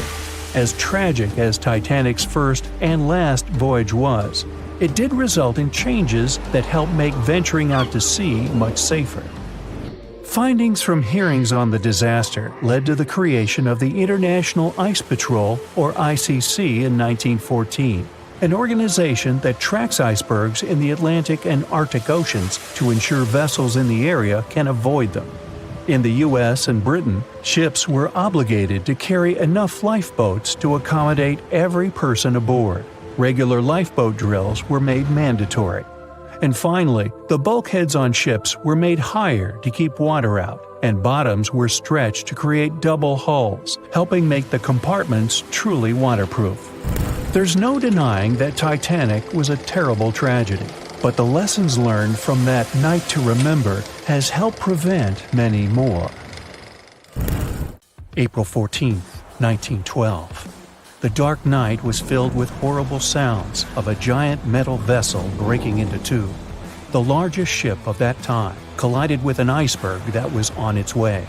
The Titanic, one of the biggest stories of the 20th century that people still talk about. The starboard side of the giant vessel brushed up against the iceberg. It was 11:40 p.m. when things started going wrong. This iceberg caused enough damage for at least 5 watertight compartments in the hull to start filling with water. The crew immediately began a brief investigation to see if they could do anything and fix things. They had no one to rely on, all alone in the darkness of the cold night, far away from the land. The North Atlantic Ocean, around 400 miles south of Newfoundland, Canada. They needed time to figure out how to bring people to safety. They had some time, true, but not enough. If you watched the movie, you know the ship didn't plunge immediately after the icy doom had happened. The whole process lasted a good 2 hours and 40 minutes. But the situation was hard. There were 2,200 people to take care of, including crew and passengers, and things happening on the ship were chaotic. The chief designer, Thomas Andrews, soon realized they wouldn't be able to stay afloat. By midnight, the entire crew had begun preparing the lifeboats for launch. They had 20 boats with space for only 1,178 people, which was just a bit more than 50% of the people on board. The order was to get women and children to safety first. Crewmen were there to row and guide the boats. The scene over the next 2 hours gradually started escalating. The crew members had a task to wake up passengers and warn them something bad was happening. They wanted to place them into a fleet of lifeboats as soon as possible. At 12:15 a.m., some crew members sent out a distress signal. A steamship called Frankfurt was among the first ones that received the message and responded, but they were about 170 nautical miles away. Some other ships also got the message and offered their assistance, but sadly, they were too far away as well. At 12:20 a.m., the Cunard liner Carpathia got a distress signal from the Titanic and changed its course right away. They were 58 miles away at the time, and it would take them more than 3 hours to get there. 20 minutes later, the crew was lowering the first lifeboat. It was carrying only 27 passengers, although it had room for 65.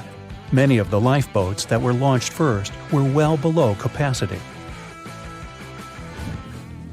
Crew members were worried, thinking the Davids wouldn't be able to hold a fully loaded lifeboat. And in the beginning, many passengers were just too afraid to leave the ship.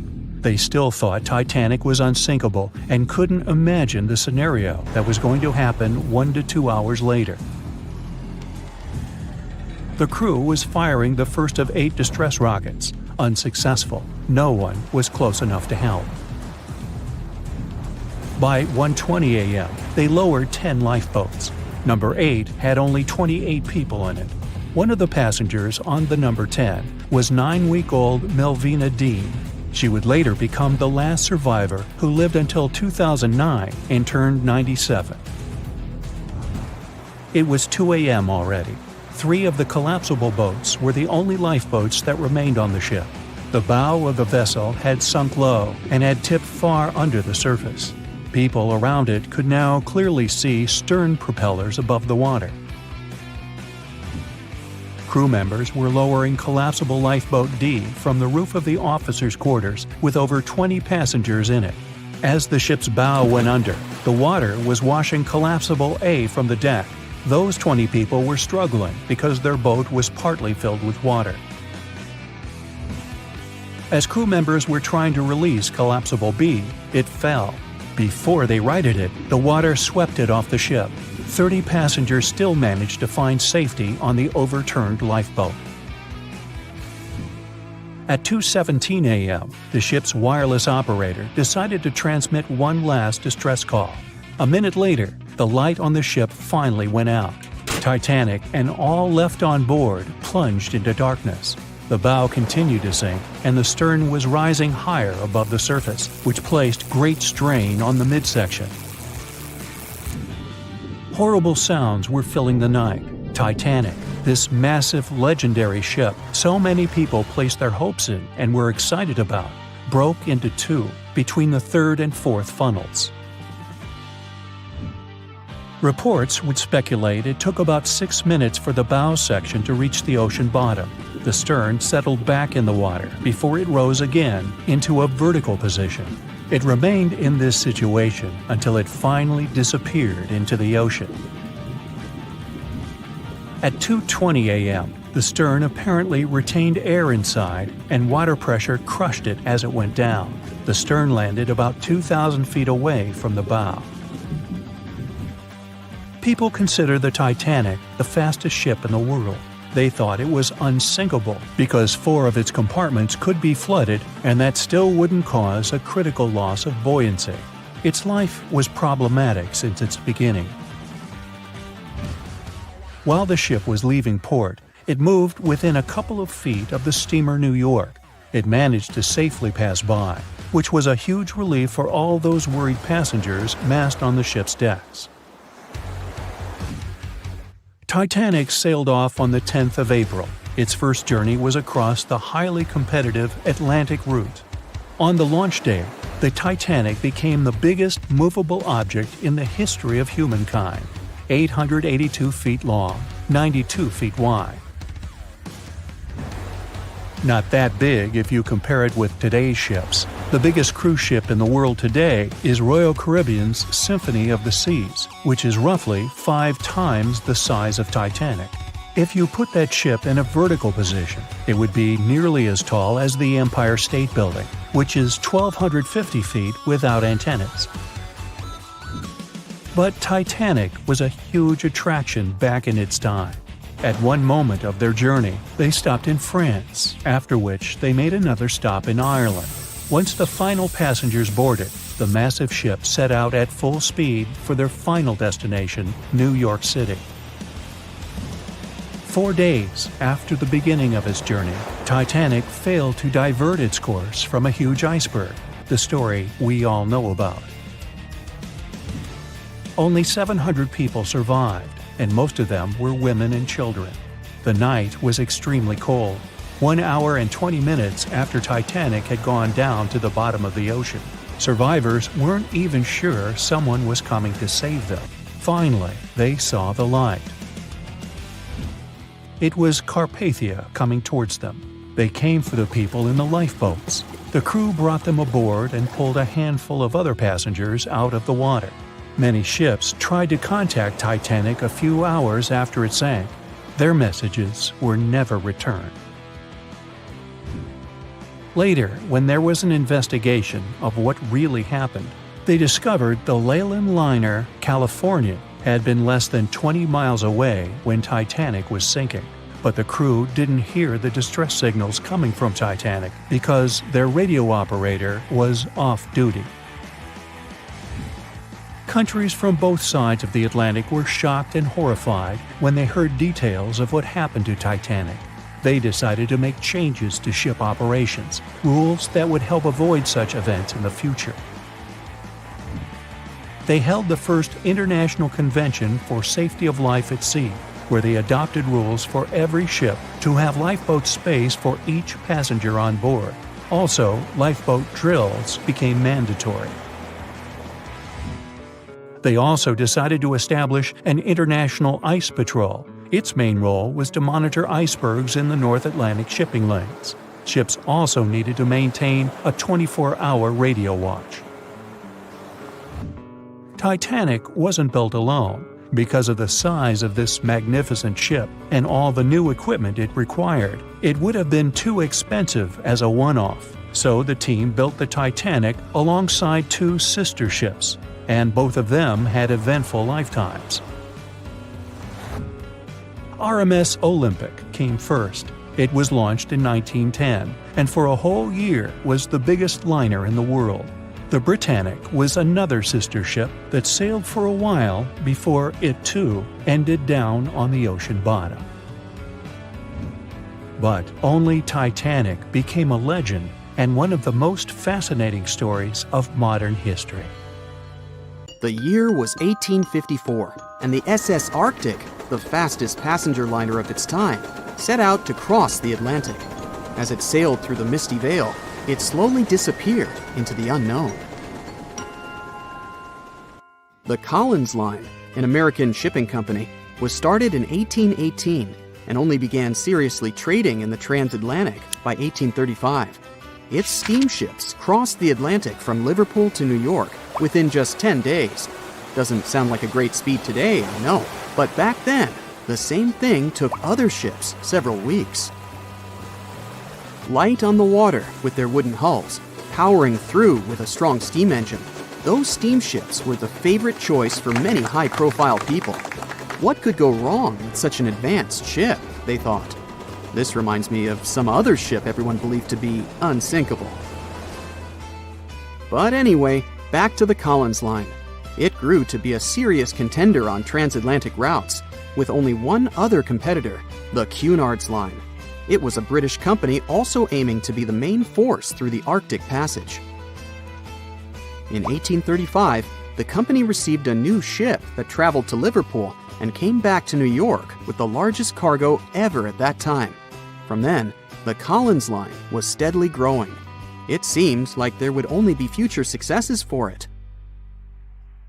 Unfortunately, their lavish ships became costly to run with the amount of coal used. Massive power along with weak wooden hulls meant they needed many repairs after each voyage. So, every trip ended up being expensive. But since the ships were safe and had a great reputation, people were willing to pay the price, and the company was definitely not in crisis. They had achieved something no one had managed to do before them. Like I told you, their ships crossed the Atlantic in a whopping 10 days, and Edward Collins, the owner, was very determined to maintain the pace. Their 5 ships easily outran the Cunard's Line of only 3. With this great praise, it provided more attention. Though the Cunard's ships were slower with their iron hulls, they believed there was still profit, regardless of how slowly they sailed. Among Collins' ships, the Arctic, the third of them to be launched, was the largest, reaching 284 feet long, with 2 side-lever steam engines, each with 1,000 horsepower. The paddle wheels made 16 revolutions a minute when at full speed. At the time of its launch, the press called it the most stupendous vessel ever constructed in the United States. But glamour and fame couldn't avoid what would come next. On the 27th of September, the Arctic was on its journey from Liverpool to New York, continuing a speed pace through the thick fog. It's possible that by that moment, after 4 years of record-breaking trips, the crew became overconfident with their sailing and the ship. Going only 50 miles from Newfoundland, they carelessly continued through the fog with no radio contact, sonar, or any other form of identifying objects, equipped only with Morse code. A smaller ship, the SS Vesta, which operated as a fishing vessel, often worked around Newfoundland. It was passing through the same path as the Arctic and crashed into its side. Shocked by the collision, the captain of the Arctic offered help to the much smaller Vesta, but it was soon clear that the damage that seemed minor on the Arctic was far worse. Beneath the waterline, a hole was letting water into the hull. The cost of the much faster wooden hull now seemed less valuable. They steered toward land, trying to plug the holes, but they weren't doing so well, and the seawater continued to pour in, filling up higher and pushing the ship down. And finally, once the engine room was full, it put out the boilers, taking away the massive power the Arctic was once legendary for. They moved slowly until coming to a complete stop. The ship continued to sink, and the order was to abandon it. At the time, maritime law allowed for the Arctic to carry only 6 lifeboats, only capable of saving 180 people. The crew and some of the passengers managed to push their way aboard and took most of the seats on those boats. Things were pretty wild, and everyone forgot about their manners, not letting the ladies and the youngest ones board first. It took 4 hours for the Arctic to sink. 150 crew and 250 passengers were on board. Those that weren't able to find a lifeboat made a desperate attempt to build their own rafts from parts of the ship. 2 days later, only 3 boats made it safely to the shore. The other 3 were never found. Believe it or not, the rescue party also saved some people that had been clinging to the wreckage for 2 days. Unlike the crew, the captain went down with the Arctic, but amazingly survived. He would be only one of 85 people that made it out of the 400 on board. When the news arrived 2 weeks later, the public responded with great sadness to the losses. Great anger soon followed towards the poor safety measures and the crew. The press published demands to change the laws for more lifeboats. It only made sense to have enough for every person on board a ship. But they ignored those requests. This neglect would lead to more disasters in the future. Enough lifeboats would only come into maritime law some 60 years later, after the disaster of the Titanic. Edward Collins' wife and 2 children were also aboard the ship and didn't return. He was heartbroken, but didn't stop running his business. The Collins line still had a reputation to uphold, the biggest, fastest, and most luxurious on the Atlantic. Edward Collins would now build an even better ship than any other. It was named the Adriatic, and it was the largest ship in the world, 354 feet long. With 2 alternating steam engines that had never been built of this size. These steam engines at the time were at the height of engineering, though today you can only see them in models and toys. With the new addition of 2 masts, the Adriatic would also be able to sail if needed. Luckily, they made some lessons from the disaster of the Arctic. But before their new ship, the Adriatic, was built, another disaster had occurred. The sister ship of the Arctic had also sunk. They believed this second ship was desperate to stay in front of the Cunard's line and hit an iceberg somewhere during the race. This weird contest took the lives of 141 people. The desperation of Collins and his weakly built hulls pushed the company towards bankruptcy in 1858. The newly built Adriatic, costing over $1 million, had only made 1 voyage in the end. And even that voyage was considered a disaster. The ship collided with a tugboat. It still managed to finish its maiden voyage at a suitable time. After the company had gone bankrupt, they had to sell the ship for only $50,000. They removed the great giant engines, replacing them with only sails. Although it was once the greatest ship on the high seas, it was only 30 years later until it was abandoned, labeled irreparable, and anchored in a river. The other remaining ships were also sold and only used for parts. Edward Collins left the industry altogether, seeking work on dry land instead. As the Collins line was no longer in the mix, the Cunards would grow in strength. Without competition, they would win the Blue Ribbon for the next 30 years, and 180 years later, after producing hundreds of ships. They still have a constant presence on the seas as they provide transatlantic crossings, world voyages, and leisure cruises. To this day, the Cunard line is the only one to run ships between Europe and America, and it's great proof that it's not always the fastest that's the best. Thick fog is rising over the ocean as the sun is slowly sinking towards the horizon. It's hard to see further away than a few dozen feet, but that's enough to notice a hulking, skeletal shape in the distance. As your ship approaches the figure, your heart beats faster, and then you make out the details of another vessel, abandoned by the looks of it. ghost ships do exist, and their mysteries aren't always solved. Take MV Hoita, for example. It was a wooden vessel built in 1931 as a luxury yacht.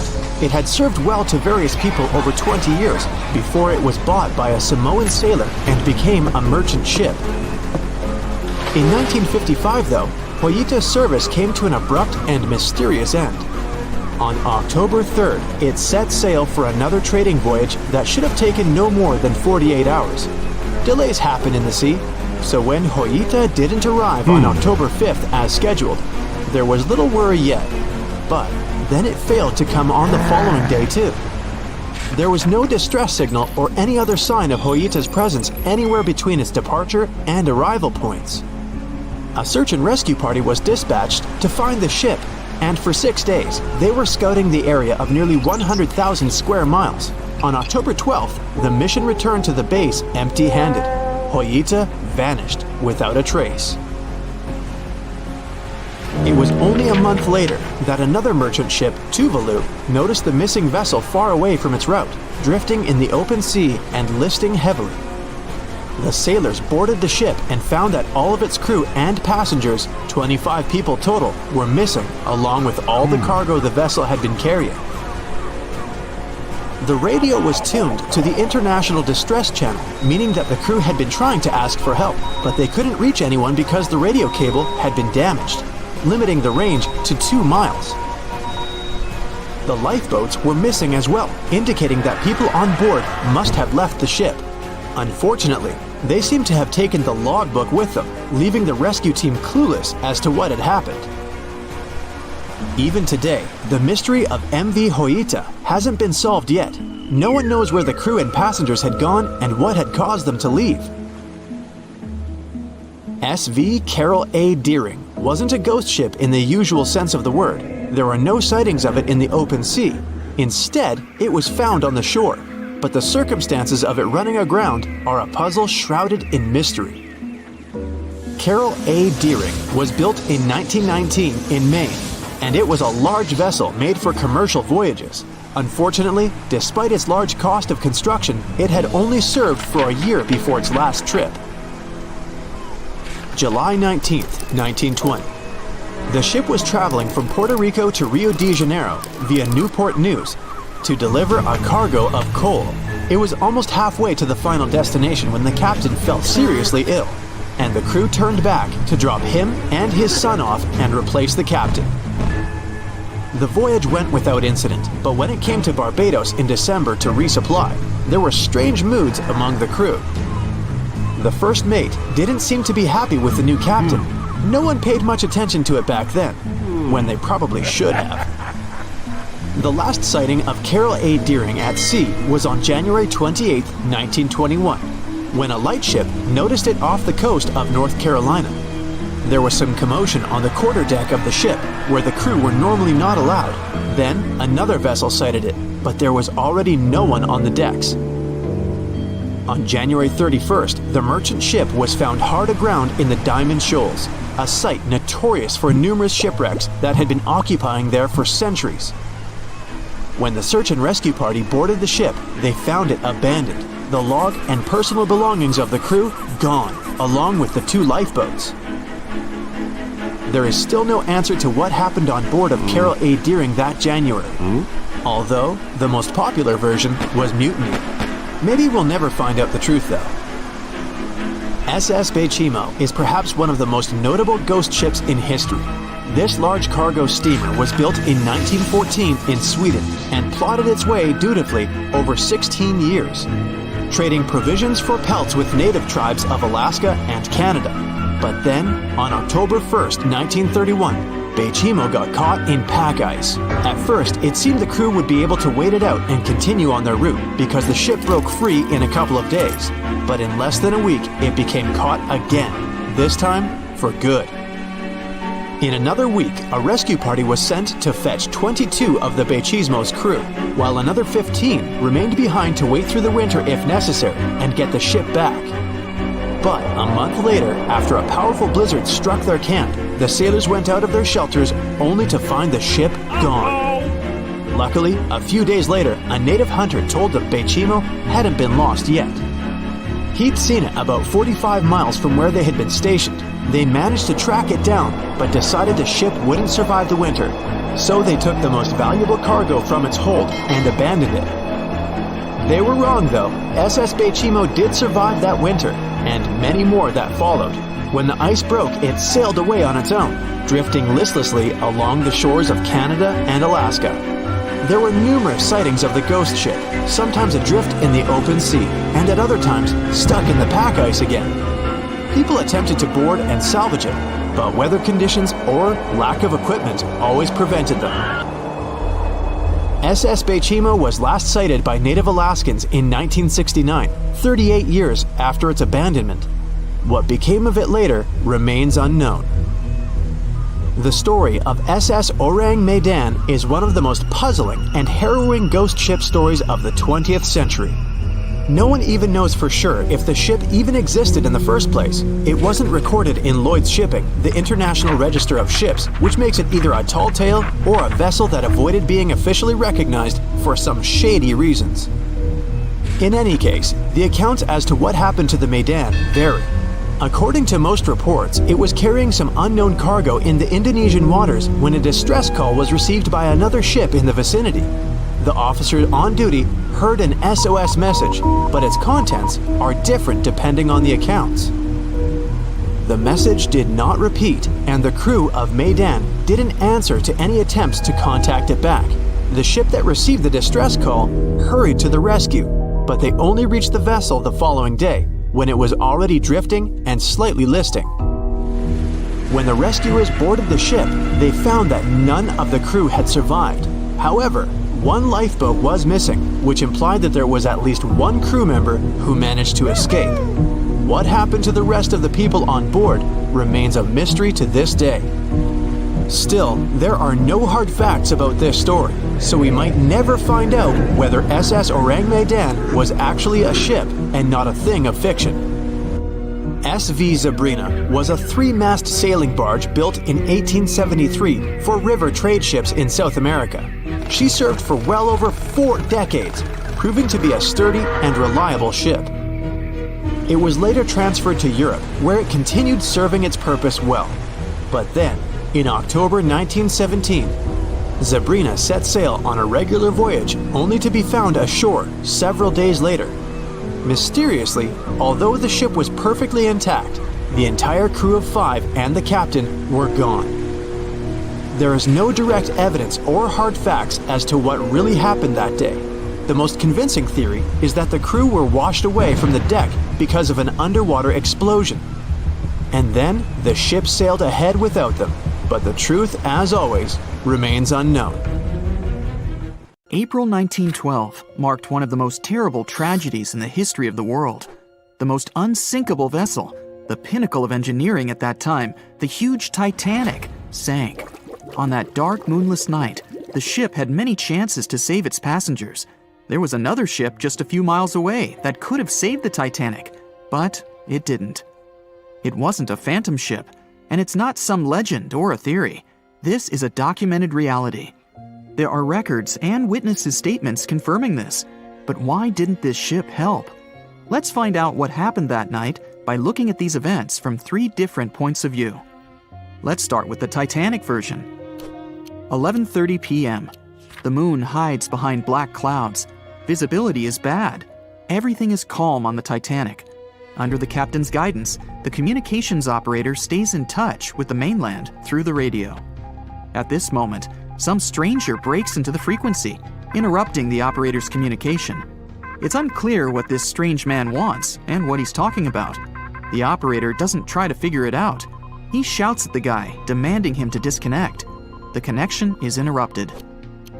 At 11:40 p.m., the Titanic crashes into an iceberg. The ice breaks the hull. Water begins to flood the lower decks. Nobody is panicking yet. 20 minutes later, at midnight, the ship's crew sends a distress signal through the radio frequency. Few people understand how bad the situation really is. After 20 minutes, at 12:20 a.m., they start lowering lifeboats with passengers. At 12:25 a.m., they receive a response to the distress signal. This is RMS Carpathia. Their captain reports they're already sailing at maximum speed towards the Titanic. But the problem is that the crash site is 58 miles away. This means Carpathia will only be here in 4 hours. At 12:45 a.m., the sinking ship's crew release rockets into the air. These flares are one of the main reasons for the terrible fate of many passengers, but more on that later. 90 minutes later, the Titanic's deck breaks and the ship dives underwater. At 4:10 a.m., the Carpathia finally arrives at the shipwreck location. The crew members make heroic efforts to save all the people. They take 705 survivors on board. At this moment, another ship appears. It's SS Californian. The Carpathia sails towards the New York coast with all the people. The Californian floats in search of passengers and finds nothing but wreckage. The ship was only a few miles away while the Titanic sank into the icy water. The Californian could have saved these people, but did nothing. Its captain, Stanley Lord, made one of the most terrible acts that a sailor can allow. He didn't help a sinking ship. When the world found out about all this, they detested Captain Lord. They couldn't bring charges against him, and the trial didn't punish him. But his career was ruined entirely, as no other ship company would hire him. Despite this, he never confessed he had been guilty. Before he passed away, the captain said it hadn't been his fault. If this was true, then what happened there? This brings us to the Californian version. It's the night of April 14th. The Californian is sailing in the cold waters of the North Atlantic. The ship gets into a section with a lot of icebergs. At 10:10 p.m., Captain Lord stops the ship. It's too dangerous to move around this area, as they can damage the hull. At 11 p.m., the ship starts drifting. It's impossible to move in such conditions with such poor visibility. The captain knows that the Titanic is coming here, so he orders the radio operator to warn the ship about the danger. Radio operator Evans turns on the receiver and tries to contact the Titanic. He spends about 30 minutes on it. The connection is finally established. At this moment, the Titanic radio operator is speaking with the mainland. Evans interrupts this conversation and tries to warn the ship about icebergs. The operator doesn't understand Evans' words. He's annoyed because Evans broke into the channel so brazenly. He shouts at Evans and cuts the connection. Tired, Evans turns off the receiver and informs his superiors about the incident. It's still a mystery how the captain reacted to this news. He probably thought the Titanic knew about the danger. He lets Evans go to bed. If Evans hadn't turned off the radio and waited 1 hour, he would have heard a distress signal from the Titanic. But you shouldn't blame him. At this point, he has no official reason to stay at the transmitter. Evans is too exhausted and can't fight drowsiness. So, Evans goes to bed. The Titanic begins to sink. Its captain sends a distress signal. The operator on board the Carpathia catches it, but the Californian doesn't, since the receiver is turned off. Captain Lord can't sleep. He feels that something is wrong. Meanwhile, the Titanic is rapidly sinking under the water. The captain gives the order to launch rockets into the air. And here is where one of the critical mistakes takes place. They release warning lights, but they are not red. The crew forgot to take red rockets on board for some reason, so they lit up the sky with a bright white light. If you need to send a distress signal, you need to release red lights. Captain Lord sees these lights, but doesn't perceive them as a cry for help. It can't be that there are no standard red rockets on such a massive ship as the Titanic. But, unfortunately, it can. Captain Lord thinks the Titanic is sailing away. Perhaps there is some unknown reason behind those white lights, but he doesn't really know. So, Captain Lord has no idea that the Titanic is sinking. He still decides to contact the ship, but this time, not through radio communication. Captain Lord doesn't wake up the radio operator and sends a signal to the Titanic through a signal lamp. It's important to understand that many old-school captains didn't take radio communication seriously. They didn't understand the value of this technology. That's why Captain Lord doesn't wake up Evans. He sends light signals, but the Titanic doesn't respond. Many survivors later mentioned seeing the flashing lights of the Californian, but there was nothing they could have done. The ship's crew doesn't hear their cries for help. At 2:20 a.m., the Titanic completely goes underwater. A little more than 2 hours later, radio operator Evans wakes up and turns the transmitter on. He hears many rescuers talking about the sunken ship. Evans understands everything. He reports this to the captain. At that moment, the Californian immediately heads to the wreck site. They meet Carpathia there. With the survivors on board, it sails towards New York. The Californian stays sailing and looking for people. They find nothing but wreckage. The Californian returns to the mainland. The news about the ship that could have saved the Titanic is spreading all over the country. The trial begins. Captain Stanley Lord and the crew tell their version. They say their ship had been standing still. Many people don't believe them, and some of the surviving passengers claim to have seen the Californian sailing by. Still, the judge declares them innocent. 1962. Captain Stanley Lord is a very old man. He calls a notary to confess something. The captain makes his last remark about this case. He swears he's not guilty. But if it wasn't the Californian sailing past the Titanic at that moment, then what? The Samson theory could answer that question for us. The sealing ship Samson is sailing in the cold waters of the North Atlantic. The crew aren't sleeping. They carefully study the surroundings, but not because they're afraid of icebergs. They're scared of meeting with the U.S. Coast Guard. The Samson ship's crew catch seals, which is illegal. At 12:45 a.m., Samson's captain sees white signal rockets. The team is sure it's the Coast Guard. They turn off the lights and sail away. It's dark, so they don't notice the sinking Titanic. They return to the coast of Iceland and hear about the disaster. They realize they have abandoned the drowning passengers. The nephew of one of Samson's crew members reads about this story in his uncle's diary. The nephew asks for permission to publish these recordings. All the people realize that Captain Lord wasn't guilty, but unfortunately, he didn't live to see this moment. Actually, it's still unknown who is guilty in this story. 2 ships were nearby the Titanic. Their captains were adequate people. They would have helped save all the passengers. Their fault was that they couldn't understand what the Titanic wanted on that dark night. Someone forgot to put red flares in the box. This small but fatal detail was one of the leading causes of the tragedy. On April 10, 1912, the RMS Titanic set sail from England. But this wasn't the launch of a regular ship. The Titanic was the largest liner ever built at the time. It was 882 feet long. That's nearly the size of 3 soccer fields. And measured from the hull to the top of the smokestacks, the ship was an impressive 175 feet tall. That's the size of a 17-story building. Deemed unsinkable, it took 3,000 workers almost 3 years to build. But a mere 4 days into its very first voyage, at 11:40 p.m., the ship collided with an iceberg and was lost beneath the waves of the Atlantic Ocean.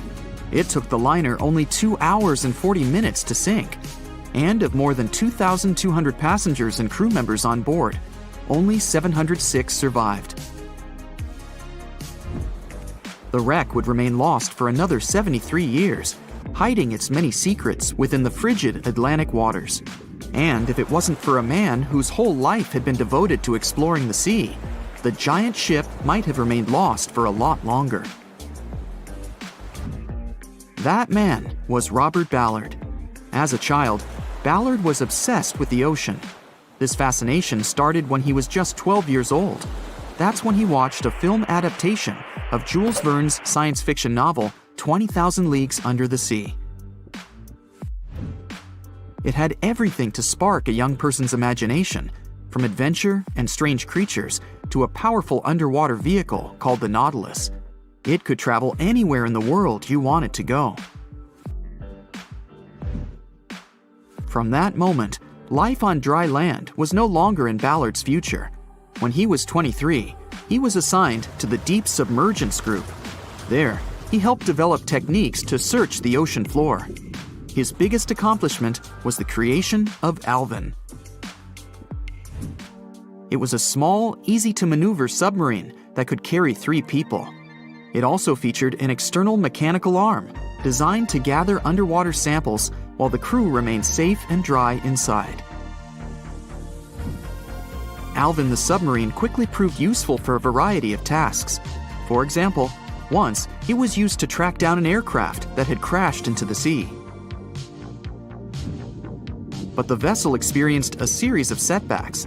In one case, it was attacked by a swordfish, which caused the submarine to resurface quickly. The swordfish, still stuck in the outer skin of the submarine, became that night's dinner. And in October 1968, the submarine was being lowered into the water when the cables holding it snapped, sending it careening into the ocean along with 3 crew members on board. And because the small vessel was still open, it immediately filled with water and quickly began to sink. Luckily, the crew managed to escape, but Alvin was gone. Bad weather hampered multiple attempts to recover the vessel. It wasn't until the following year that it was finally returned to the surface. In time, Alvin would be improved. Its hull would be strengthened by titanium, giving it a higher depth rating, thus making it even better suited for ocean exploration. The specialized submarine would come in handy in many of Ballard's 100-plus expeditions. The man was one of the first to explore an underwater mountain chain called the Mid-Atlantic Ridge in the Atlantic Ocean. And when he found thermal vents in the Galapagos Rift in the late 70s, he also helped discover and document the process of chemosynthesis. That's a complicated chemical synthesis of food energy by bacteria. But his biggest discovery was still to come. Ballard claimed he'd never been a Titanic fanatic, but he eventually became obsessed with finding the ship after watching other explorers try and fail. As he said, Titanic was clearly the big Mount Everest at the time. Many others had tried, many that I thought would have succeeded, or should have succeeded but didn't. Ballard began thinking about finding the ship as early as 1973, and 4 years later, he actually made an attempt. He used the deep-sea salvage vessel Sea Probe, which was a drill ship equipped with cameras and sonar. But he was forced to give up when the drilling pipe broke. It just wasn't his time. In the early 80s, a Texas oil man named Jack Grimm tried to find the wreck on 3 different occasions. Once, Grimm was actually right over the Titanic, but his equipment failed to detect it. That's what we call extreme bad luck. Ballard was just biding his time. He needed a plan and some help. The first issue was getting down to the bottom of the Atlantic. The furthest down he had ever traveled before was 20,000 feet, and this trip took him 3 hours, and that didn't include the way back up. Ballard knew he could use Alvin, already enhanced with a titanium hull to withstand the pressure of the ocean. But he also needed something that didn't require him to actually go down with it. An unpiloted remote-controlled submarine would be ideal. But first, he would have to create one. He reached out to the authorities, hoping they would provide funding for his project. And though officials had no interest in the Titanic, they were willing to help. But there was a catch. Ballard had to first focus on tracking down 2 submarines, the Thresher and the Scorpion, which had sunk to the bottom of the Atlantic Ocean in the 1960s. The authorities were hoping to study them to find out why they had sunk in the first place. They also wanted to know if they could be recovered or if it was safe to leave them on the ocean floor. Only when he had successfully completed this task would he be free to use any remaining time on his contract to find the Titanic. With no other options for funding, Ballard took the offer. He got to work. First, he created 2 new devices. Argo was an unpiloted deep-towed undersea video camera sled. It was designed to take photos and record videos from a series of cameras mounted on it. It could work at depths of up to 20,000 feet, and it could also explore nearly 98% of the ocean floor. Argo was supposed to be tethered to a boat. As the boat moved, Argo would be pulled behind, floating just above the ocean floor. The camera would then transmit images to the surface. The second device was a small robotic vehicle called Jason Jr. It was also controlled remotely, which allowed the crew inside a submarine, like Alvin, to get closer to and photograph underwater objects. Ballard was now ready.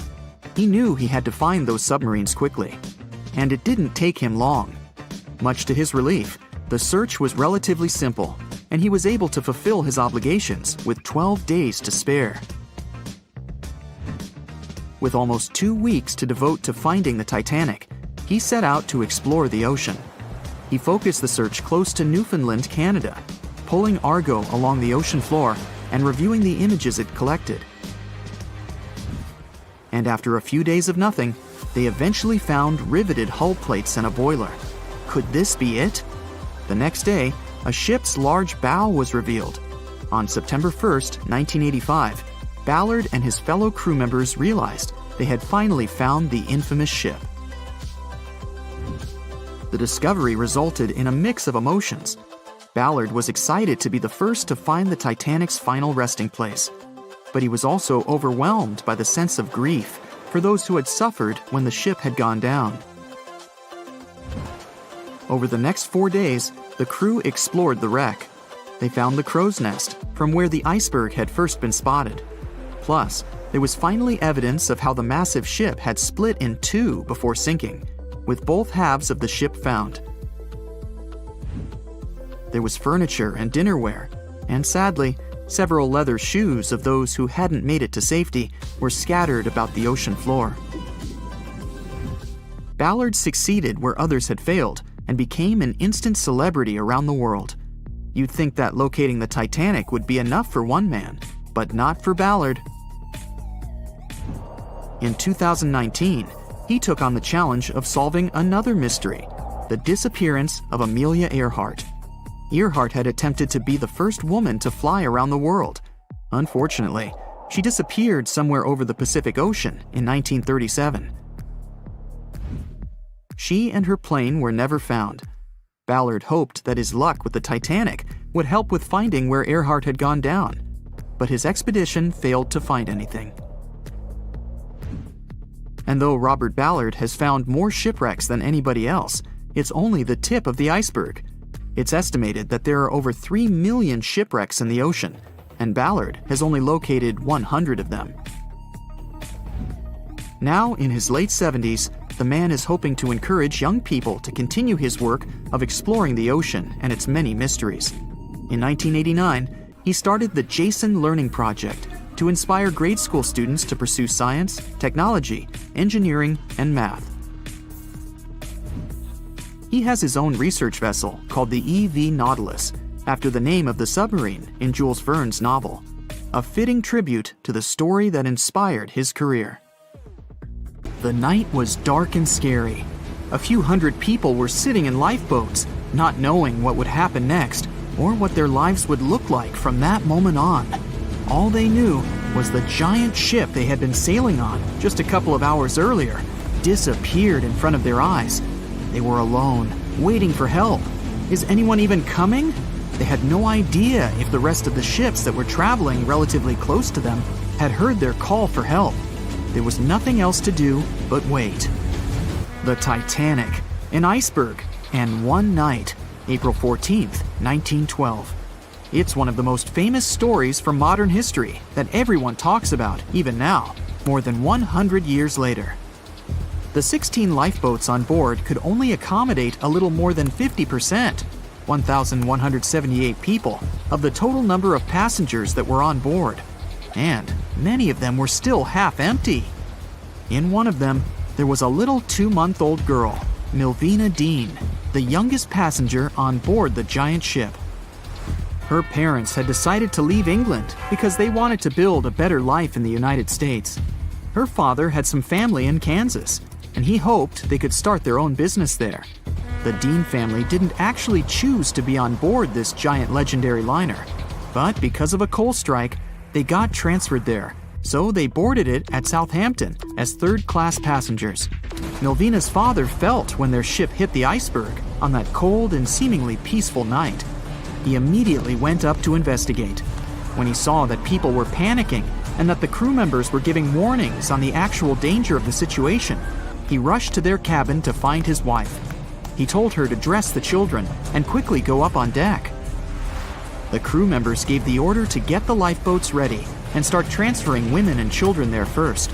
It was a chance for at least some family members to get to safety. Milvina, her mother, and her brother got in Lifeboat 10. They were among the first off the liner out of the 706 crew members and passengers who managed to escape the sinking ship. Later, the liner called Carpathia heard their call for help, came for the passengers, and took them to New York. Her father, unfortunately, stayed behind them and didn't manage to save himself. Milvina grew up in Ashurst, England, which wasn't far from where she set sail on the ship. She spent her life working as a secretary and an assistant in small businesses in Southampton. She never married. Milvina always used to say she never spoke about the whole Titanic thing because she remembered nothing about it, so she didn't want people to think she was just drawing attention to herself. But in 1985, a French-American team got together and located the wreck of the Titanic. It was around 370 miles east of Mistaken Point, Newfoundland, in water that was more than 2 miles deep. That's when they confirmed the ship split in two. For decades, people believed the ship sank in one piece. They thought the only significant damage was the damage the hull got from its contact with the iceberg. In reality, it broke in half, right between its third and fourth funnels. It happened shortly before the ship disappeared under the surface of the water, and the whole thing, starting from the moment when they hit the iceberg, lasted around 2 hours and 40 minutes. People didn't pay that much attention to the Titanic until this team of researchers found the wreck. In the last year of her life, she sold some of her family's possessions at auction to pay for her stay in a nursing home. The items she sold also included a suitcase filled with clothes that her family got when they arrived in the US, and compensation letters her mom got from the Titanic Relief Fund. The compensation letters outlined the financial aid that certain passengers received who had survived the loss of their loved ones. She lived until the age of 97 when she caught pneumonia. She was the youngest of the 705 people that survived the whole event. The Titanic was the world's largest ship. Since it was so big, some thought the vessel should have had 4 exhaust stacks. But Thomas Andrews, the man who designed the ship, believed that only 3 were necessary. So, the Titanic basically had one purely decorative stack. 2,200 people were on board when the ship sank. There were 908 crew members, and the maximum number of passengers on board, which was 3,500. As you probably saw in the movie, there were different classes of passengers. The estimated overall wealth of those in first class was about $500 million. And researchers estimated $6 million worth of things went down to the ocean bottom, together with the ship. In first class, this liner was a place of luxury. It had 4 restaurants, 2 libraries, 2 barber shops, reading rooms, and a photographic darkroom on board. There was also a heated swimming pool, but only first-class passengers could use it, at a price of 1 shilling a time. The ship also had Turkish baths and electric baths, and passengers could use each for 4 shillings at a time.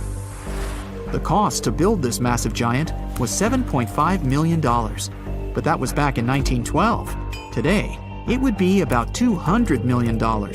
First-class tickets cost $2,560 at the time, which is today's equivalent of $61,000. What would you get in these expensive cabins? A sitting room, 2 bedrooms, 2 wardrobe rooms, and a bathroom. Would you pay that much for those luxuries? Teams of researchers still haven't explored many areas on the Titanic. It's still very, very hard to access them with underwater vehicles. There was a lifeboat drill scheduled for the same day the Titanic sank, but it was called off for some reason. The crew had done just 1 lifeboat drill, and that was when the ship was still docked. But even if the crew members had been properly trained and each lifeboat had been filled, the capacity was still not enough to save each and every passenger. The Titanic was the biggest movable object in the world at that time. On May 31st, 1911, its immense hull made its way down the slipways and ended up in the River Lagan in Belfast. Over 100,000 people were there to see the launch, which took just a little more than a minute and went off without a hitch. The people who were in charge of the ship immediately towed the hull to a mammoth fitting-out dock. Thousands of workers spent most of the next year there working hard, building the decks and constructing all those luxury interiors that gave the Titanic its specific look. They were also installing the 29 giant boilers that would power the ship's 2 main steam engines. All that to get the title unsinkable. The ship had more than just one fatal flaw. You may have heard of one of its design flaws. The airtight bulkheads weren't completely sealed on top. This allowed water to flow from one compartment to another, which eventually sank the liner. And Titanic had more flaws. High sulfur content, cold temperatures, and high speeds largely affected the steel of the vessel's hull and the iron of its rivets. The steel here shattered, while the rivets popped out relatively easily. This was the reason the Titanic sunk 24 times faster than we'd expect. There are many theories about what really led to the sinking of such a giant. And one says a full moon from a couple of months before could be one of the reasons. It may have created very strong tides that sent a flotilla of icebergs southward. This was right in time for the Titanic's maiden voyage. Research says an optical illusion prevented the ship from getting help. One famous British historian, Tim Moulton, thought the atmosphere on the night of the sinking created specific conditions that made it very hard for the crew members to spot icebergs. They partially caused something called superrefraction. The extraordinary bending of light causes miraging, and several ships in the area recorded it. Not only did this prevent the crew from seeing the troublesome iceberg in time, but it also stopped one of the ships that could have offered help from identifying the call for help and communicating with the Titanic crew. Also, some say the ship was traveling too fast. From the start, they blamed the skipper for sailing such a big liner at such a high speed, 22 knots, through the cold and unpredictable waters of the North Atlantic, which was full of hidden icebergs. April 1912 marked one of the most terrible tragedies in the history of the world. The most unsinkable vessel, the pinnacle of engineering at that time, the huge Titanic, sank. On that dark, moonless night, the ship had many chances to save its passengers. There was another ship just a few miles away that could have saved the Titanic, but it didn't. It wasn't a phantom ship, and it's not some legend or a theory. This is a documented reality. There are records and witnesses' statements confirming this. But why didn't this ship help? Let's find out what happened that night by looking at these events from 3 different points of view. Let's start with the Titanic version. 11:30 p.m. The moon hides behind black clouds. Visibility is bad. Everything is calm on the Titanic. Under the captain's guidance, the communications operator stays in touch with the mainland through the radio. At this moment, some stranger breaks into the frequency, interrupting the operator's communication. It's unclear what this strange man wants and what he's talking about. The operator doesn't try to figure it out. He shouts at the guy, demanding him to disconnect. The connection is interrupted. At 11:40 p.m., the Titanic crashes into an iceberg. The ice breaks the hull. Water begins to flood the lower decks. Nobody is panicking yet. 20 minutes later, at midnight, the ship's crew sends a distress signal through the radio frequency. Few people understand how bad the situation really is. After 20 minutes, at 12:20 a.m., they start lowering lifeboats with passengers. At 12:25 a.m., they receive a response to the distress signal. This is RMS Carpathia. Their captain reports they're already sailing at maximum speed towards the Titanic. But the problem is that the crash site is 58 miles away. This means Carpathia will only be here in 4 hours. At 12:45 a.m., the sinking ship's crew release rockets into the air. These flares are one of the main reasons for the terrible fate of many passengers, but more on that later. 90 minutes later, the Titanic's deck breaks and the ship dives underwater. At 4:10 a.m., the Carpathia finally arrives at the shipwreck location. The crew members make heroic efforts to save all the people. They take 705 survivors on board. At this moment, another ship appears. It's SS Californian. The Carpathia sails towards the New York coast with all the people. The Californian floats in search of passengers and finds nothing but wreckage. The ship was only a few miles away while the Titanic sank into the icy water. The Californian could have saved these people, but did nothing. Its captain, Stanley Lord, made one of the most terrible acts that a sailor can allow. He didn't help a sinking ship. When the world found out about all this, they detested Captain Lord. They couldn't bring charges against him, and the trial didn't punish him. But his career was ruined entirely, as no other ship company would hire him. Despite this, he never confessed he had been guilty. Before he passed away, the captain said it hadn't been his fault. If this was true, then what happened there? This brings us to the Californian version. It's the night of April 14th. The Californian is sailing in the cold waters of the North Atlantic. The ship gets into a section with a lot of icebergs. At 10:10 p.m., Captain Lord stops the ship. It's too dangerous to move around this area, as they can damage the hull. At 11 p.m., the ship starts drifting. It's impossible to move in such conditions with such poor visibility. The captain knows that the Titanic is coming here, so he orders the radio operator to warn the ship about the danger. Radio operator Evans turns on the receiver and tries to contact the Titanic. He spends about 30 minutes on it. The connection is finally established. At this moment, the Titanic radio operator is speaking with the mainland. Evans interrupts this conversation and tries to warn the ship about icebergs. The operator doesn't understand Evans' words. He's annoyed because Evans broke into the channel so brazenly. He shouts at Evans and cuts the connection. Tired, Evans turns off the receiver and informs his superiors about the incident. It's still a mystery how the captain reacted to this news. He probably thought the Titanic knew about the danger. He lets Evans go to bed. If Evans hadn't turned off the radio and waited 1 hour, he would have heard a distress signal from the Titanic. But you shouldn't blame him. At this point, he has no official reason to stay at the transmitter. Evans is too exhausted and can't fight drowsiness. So, Evans goes to bed. The Titanic begins to sink. Its captain sends a distress signal. The operator on board the Carpathia catches it, but the Californian doesn't, since the receiver is turned off. Captain Lord can't sleep. He feels that something is wrong. Meanwhile, the Titanic is rapidly sinking under the water. The captain gives the order to launch rockets into the air. And here is where one of the critical mistakes takes place. They release warning lights, but they are not red. The crew forgot to take red rockets on board for some reason, so they lit up the sky with a bright white light. If you need to send a distress signal, you need to release red lights. Captain Lord sees these lights, but doesn't perceive them as a cry for help. It can't be that there are no standard red rockets on such a massive ship as the Titanic. But, unfortunately, it can. Captain Lord thinks the Titanic is sailing away. Perhaps there is some unknown reason behind those white lights, but he doesn't really know. So, Captain Lord has no idea that the Titanic is sinking.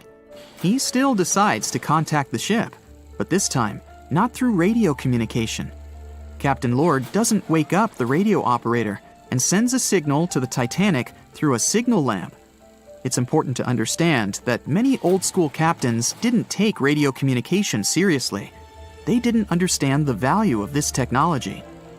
That's why Captain Lord doesn't wake up Evans. He sends light signals, but the Titanic doesn't respond. Many survivors later mentioned seeing the flashing lights of the Californian, but there was nothing they could have done. The ship's crew doesn't hear their cries for help. At 2:20 a.m., the Titanic completely goes underwater. A little more than 2 hours later, radio operator Evans wakes up and turns the transmitter on. He hears many rescuers talking about the sunken ship. Evans understands everything. He reports this to the captain. At that moment, the Californian immediately heads to the wreck site. They meet Carpathia there. With the survivors on board, it sails towards New York. The Californian stays sailing and looking for people. They find nothing but wreckage. The Californian returns to the mainland. The news about the ship that could have saved the Titanic is spreading all over the country. The trial begins. Captain Stanley Lord and the crew tell their version. They say their ship had been standing still. Many people don't believe them, and some of the surviving passengers claim to have seen the Californian sailing by. Still, the judge declares them innocent. 1962. Captain Stanley Lord is a very old man. He calls a notary to confess something. The captain makes his last remark about this case. He swears he's not guilty. But if it wasn't the Californian sailing past the Titanic at that moment, then what? The Samson theory could answer that question for us. The sealing ship Samson is sailing in the cold waters of the North Atlantic. The crew aren't sleeping. They carefully study the surroundings, but not because they're afraid of icebergs. They're scared of meeting with the U.S. Coast Guard. The Samson ship's crew catch seals, which is illegal. At 12:45 a.m., Samson's captain sees white signal rockets. The team is sure it's the Coast Guard. They turn off the lights and sail away. It's dark, so they don't notice the sinking Titanic. They return to the coast of Iceland and hear about the disaster. They realize they have abandoned the drowning passengers. The nephew of one of Samson's crew members reads about this story in his uncle's diary. The nephew asks for permission to publish these recordings. All the people realize that Captain Lord wasn't guilty, but unfortunately, he didn't live to see this moment. Actually, it's still unknown who is guilty in this story.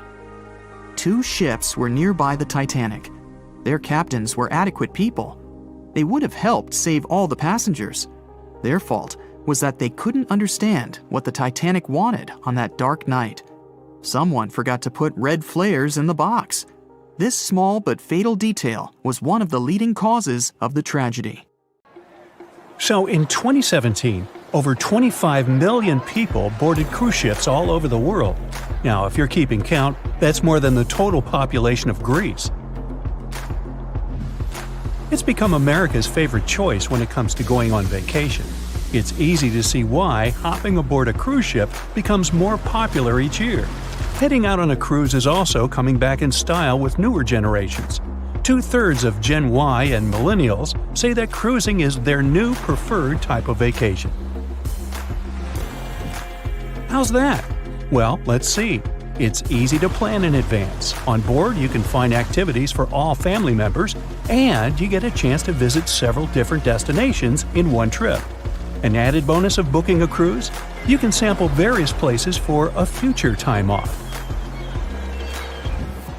The entertainment on board is often top-notch, providing passengers with an added taste of luxury. And the amenities and accommodations are generally very reliable. Not to mention that it gives tourists that feeling of actually getting away from everything that people strive for while out of the office. Royal Caribbean International is one of the largest cruise lines in the world, with just over 19% of the cruise market as of 2018. Its current fleet is divided into many different classes of ships, including the Voyager class, Radiance, and Quantum.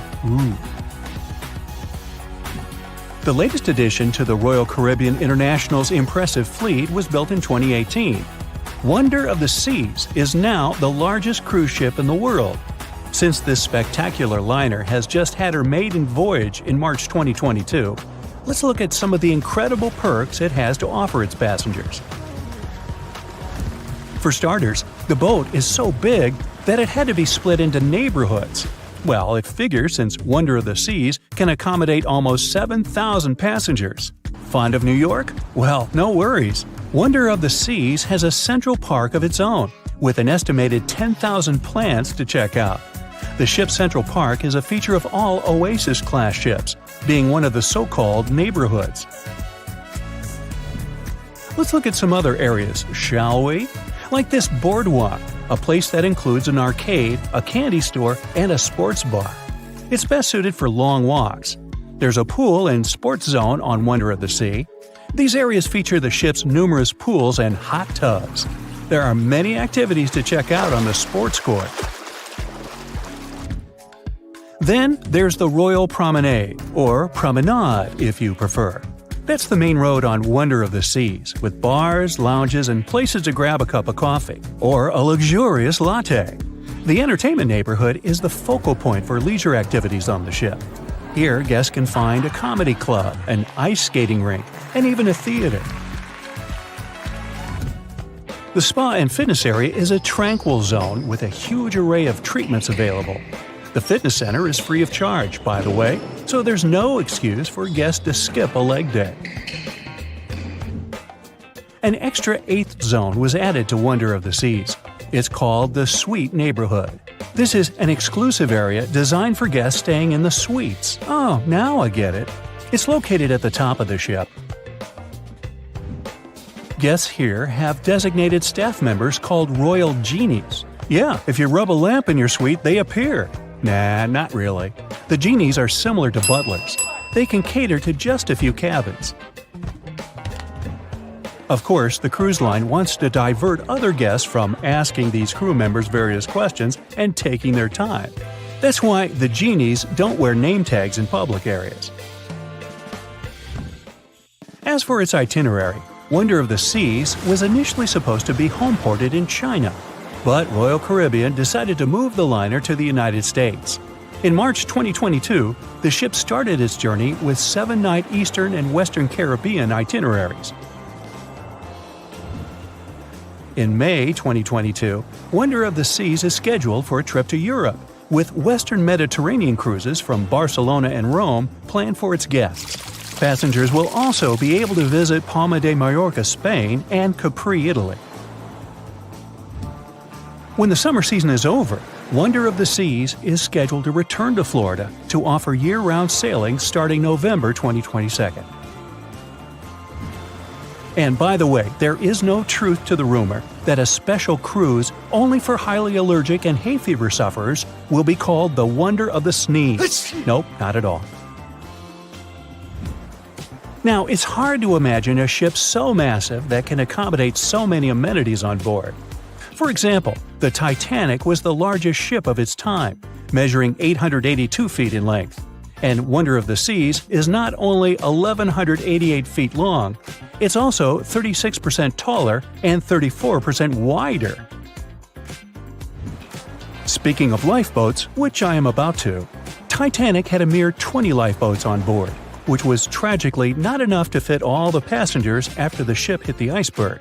But Wonder of the Seas has an even smaller number of lifeboats, 18 to be precise.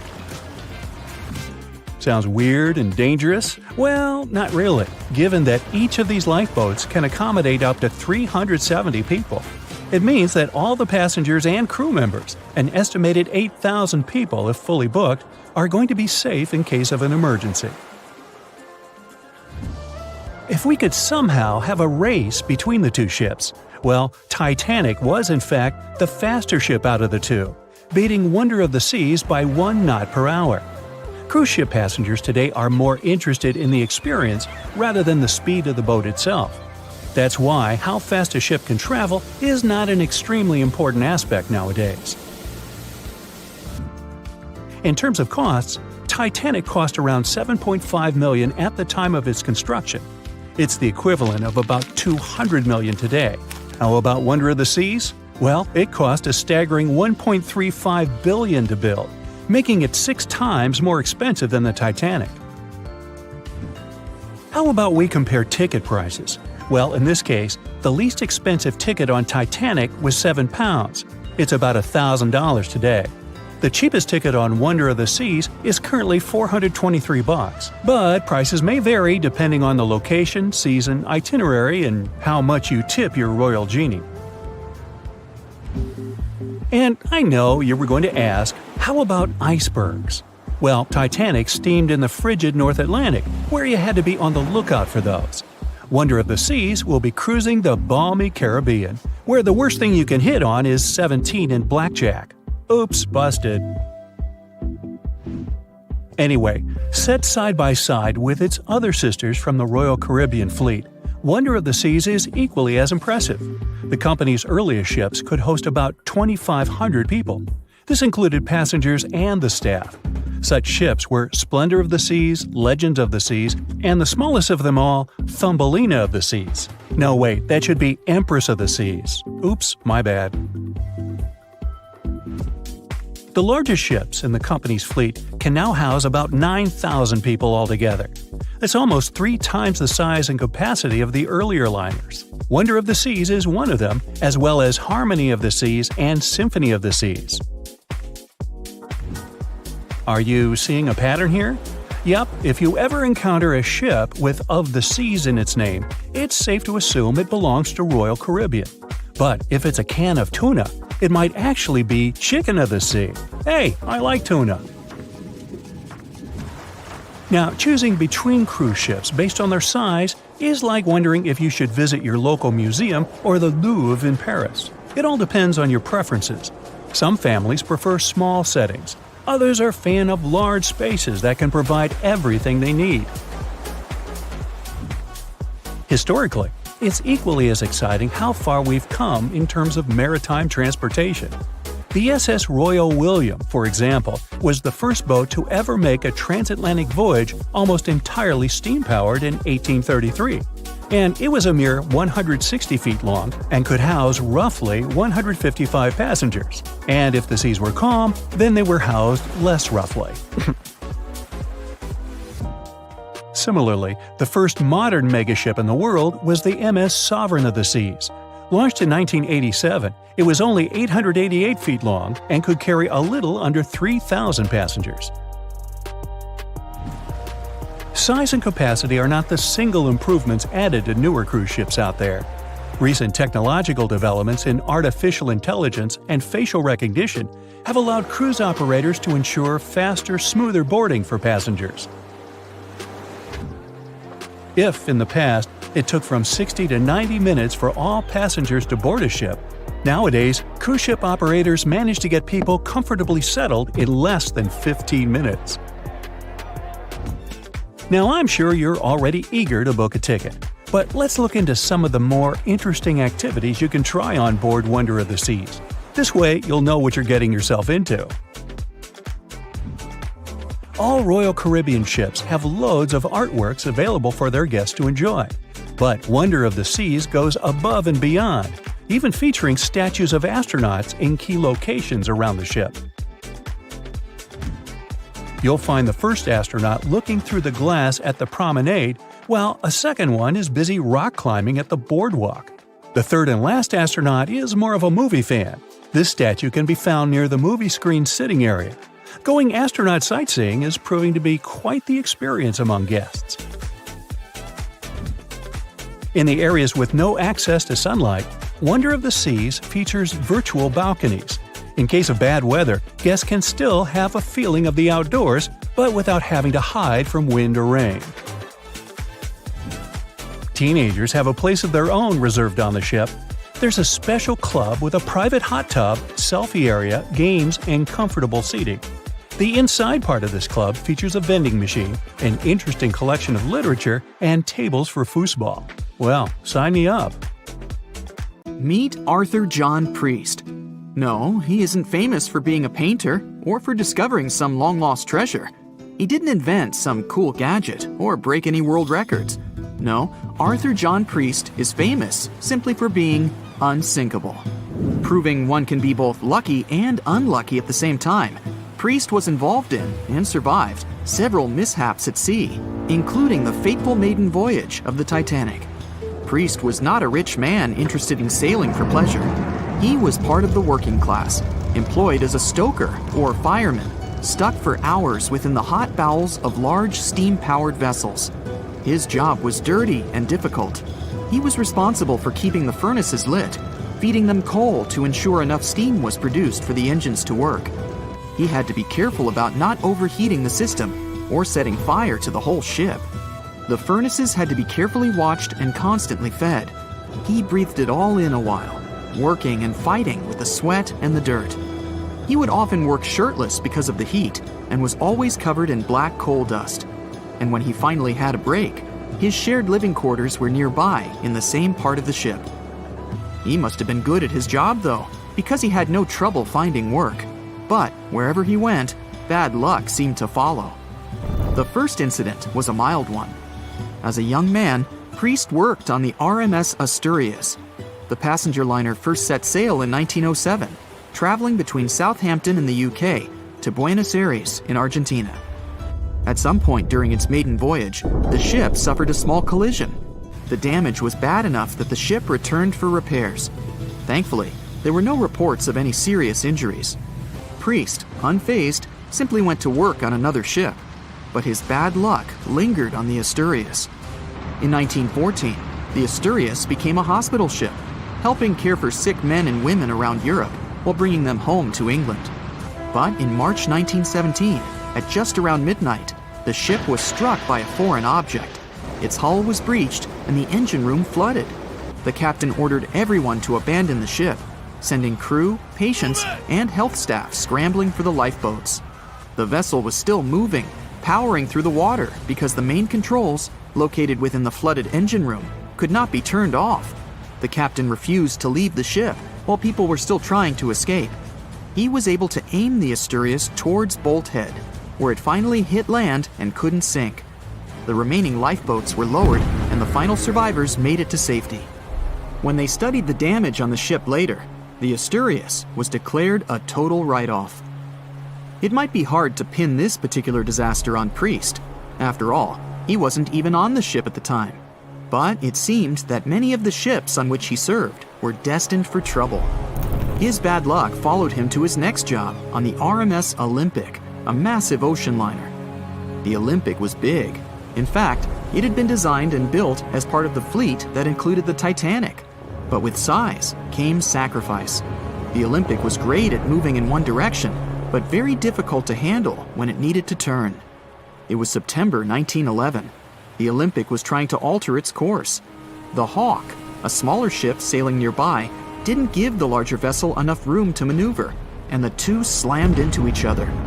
Because the Hawk was engineered to deal with potential confrontations when out at sea, its reinforced bow tore through the Olympic. Two large gashes appeared on the ocean liner's side. The propeller shaft was badly twisted, and worse, the ship began to take on water. Somehow, the Olympic made it to shore without sinking, and nobody was seriously hurt. Priest had no idea that this was just a small taste of what his future held for him.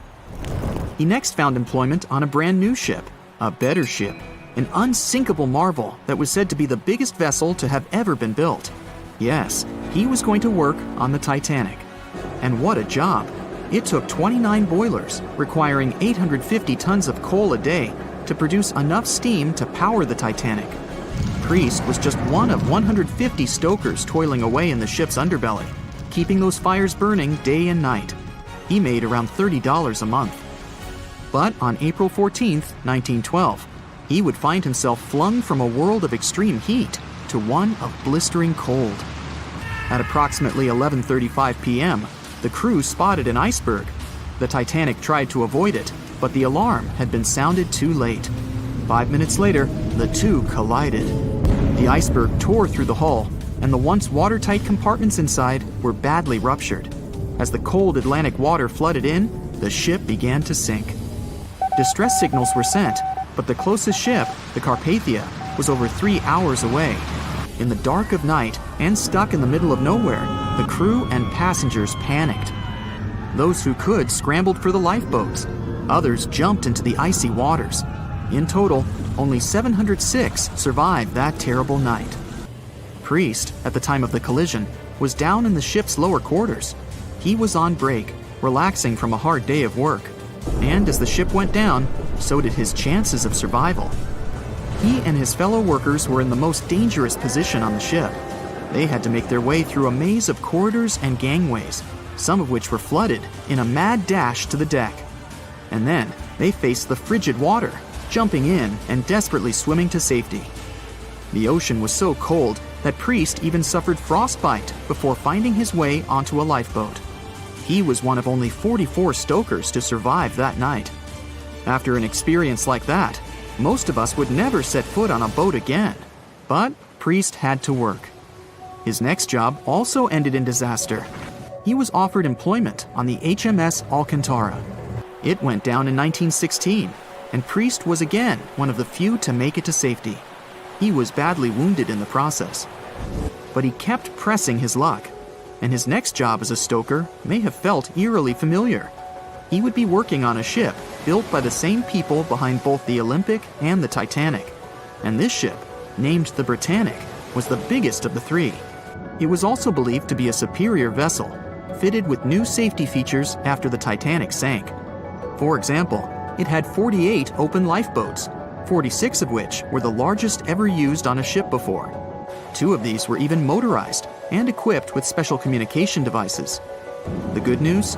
The Britannic survived its first trip without incident. It was already doing better than the Titanic ever did. However, on November 21st, 1916, the Britannic was shaken by a loud explosion while traveling through the key channel in the Aegean Sea. The hull was damaged, and some of the compartments began to fill with water. But, unlike the Titanic, the Britannic had been designed for just such an emergency. It had been fitted with 5 watertight bulkheads. Intact, these would help keep the ship safe and floating for a much longer period of time. But there was one issue. Portholes along the lower decks had foolishly been left open. As the ship tilted, the portholes let in water, which flooded the Britannic and hastened its descent into the sea. This effectively made those watertight bulkheads useless. The ship was going down fast, much faster, in fact, than the Titanic had sunk. 35 of the lifeboats were successfully launched, saving most on board. Of the 1,066 passengers and crew, 1,036 survived. Priest, his luck intact, was one of them. And yet, he still wasn't done with a life at sea. He accepted a position as a stoker on the Donegal. It was a smaller passenger ferry that had been converted for use as a hospital boat. In April 1917, it was struck by a foreign object while fleeing an unsafe situation, and though he suffered from a head injury, Priest was again one of the survivors. It took experiencing 2 collisions and 4 sinkings before Priest was finally ready to retire. In fact, he reportedly said he only gave it up because no one wanted to sail with him. Can you blame them? He would live out the rest of his life on dry land in Southampton, England, with his wife Annie and their 3 sons. But Arthur John Priest would always be remembered as the unsinkable stoker. It was September 12, 1990. In those times, way before instant messaging and Zoom calls, a little girl was looking for pen pals. Zoe was aboard a ship from England to Belgium on vacation with her parents. She was only 10 years old at the time, but was a very clever schoolgirl. She took a piece of paper and started putting some words together. She introduced herself, then wrote about how she liked ballet and playing the flute and the piano. Of course, she couldn't help but mention her 2 adored pets, a little hamster she called Sparkle and her fish Speckle. She also put down the address at which she could be reached in case someone was interested in writing back to her. But alas, she was at sea. Who could she send this message to? An interesting idea came to her mind. She carefully placed her letter in a plastic bottle, tightly closed the lid to protect it from the water, and threw it into the sea. The little girl's excitement faded away over the years as she didn't receive a response. Maybe the bottle got stuck somewhere. Maybe it was swallowed by some big, scary sea creature. Or maybe the water actually poked through the plastic cap and destroyed her message. Many years later, on Christmas, a letter for Zoe was received at her parents' house under her maiden name. The postage signaled that the message was from Europe. It was from a Dutch couple, Piet and Jacqueline Leteau, who had found her delicate bottle and were very considerate to write back. They pointed out that they had found the letter among the debris thrown at the shore by the sea. Zoe's letter had been stranded for a staggering 23 years at sea and traveled for more than 350 miles to reach its final destination near Rotterdam in the Netherlands. That's quite a voyage for a small plastic bottle. A story similar to that of Zoe is the strange connection between 2 little boys. A little German boy named Frank Uzbek was on a boat traveling to Denmark when he got the same idea as Zoe. He was 5 years old at the time he put together a message and threw it into the unknown. The year was 1987. He got his response years later when he was 29.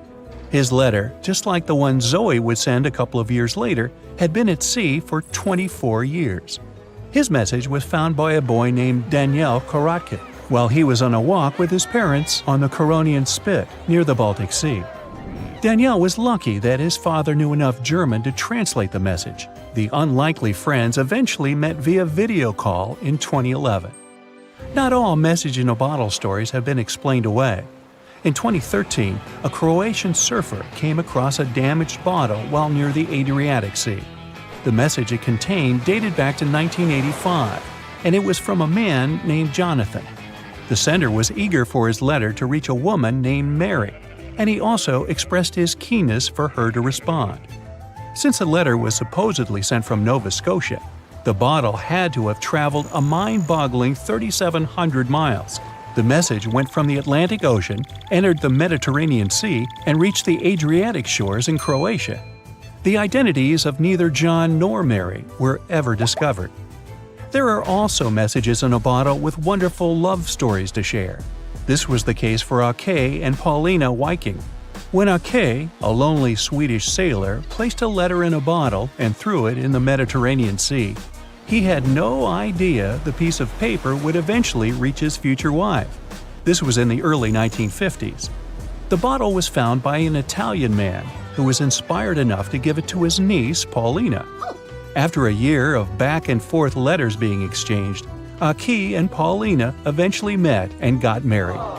Having decided to share their story with the world, they became somewhat of a celebrity couple for the time. They even shared video footage of their wedding with the world, and their story was featured in a bunch of newspapers. This fortunate event started a movement between young people looking for love, increasing the number of messages being thrown out at sea in search of a fairy tale ending. Not all the stories that started out like this eventually worked out, though. In 1945, an American named Frank Hayostak placed a similar message to that of Ake's in a bottle and threw it in the waters. Almost a year later, his letter was found by an Irish woman. Her name was Brenda O'Sullivan. Their years of correspondence soon caught the attention of the media at the time, but their friendship never flourished because of the added pressure. They eventually met in person when Frank traveled to Ireland, but he didn't stay for long, and they eventually got out of touch with each other.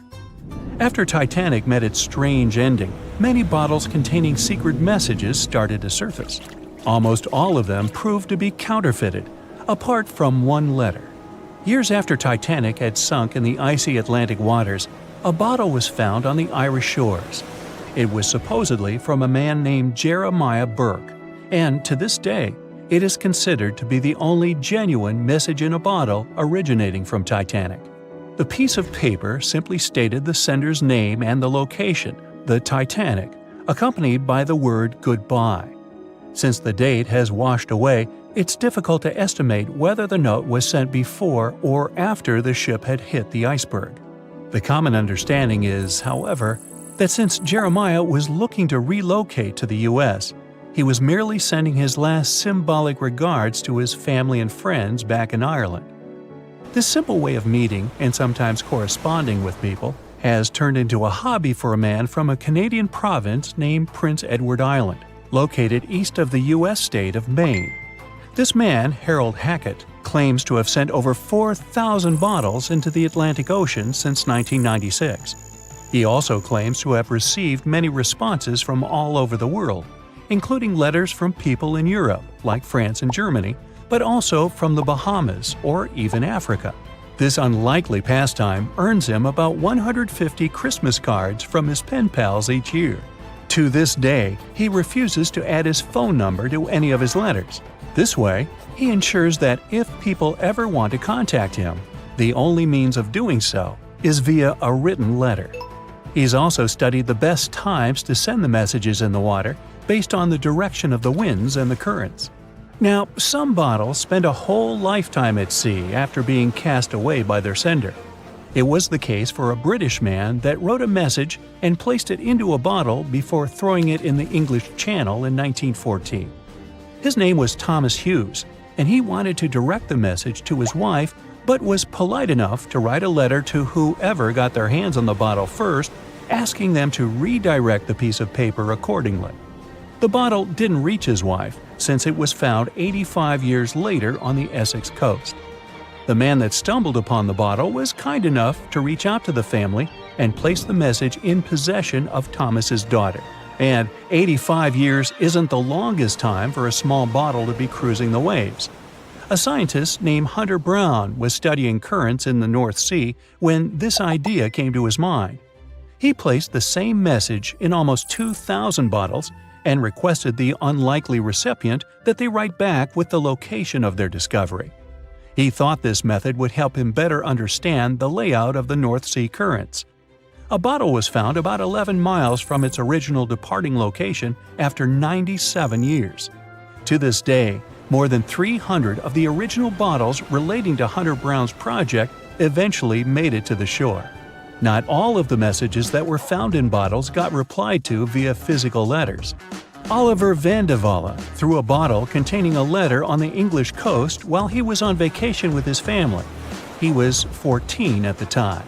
33 years later, a woman reached out on Facebook claiming she had gotten his message and tracked him down through his social media profile. At first, he hardly remembered having placed the letter in the bottle, but he eventually recounted the events, even the fact that he sealed the bottle with candle wax to make sure it was leak-proof. And then there's Christina Aguilera and her bottle.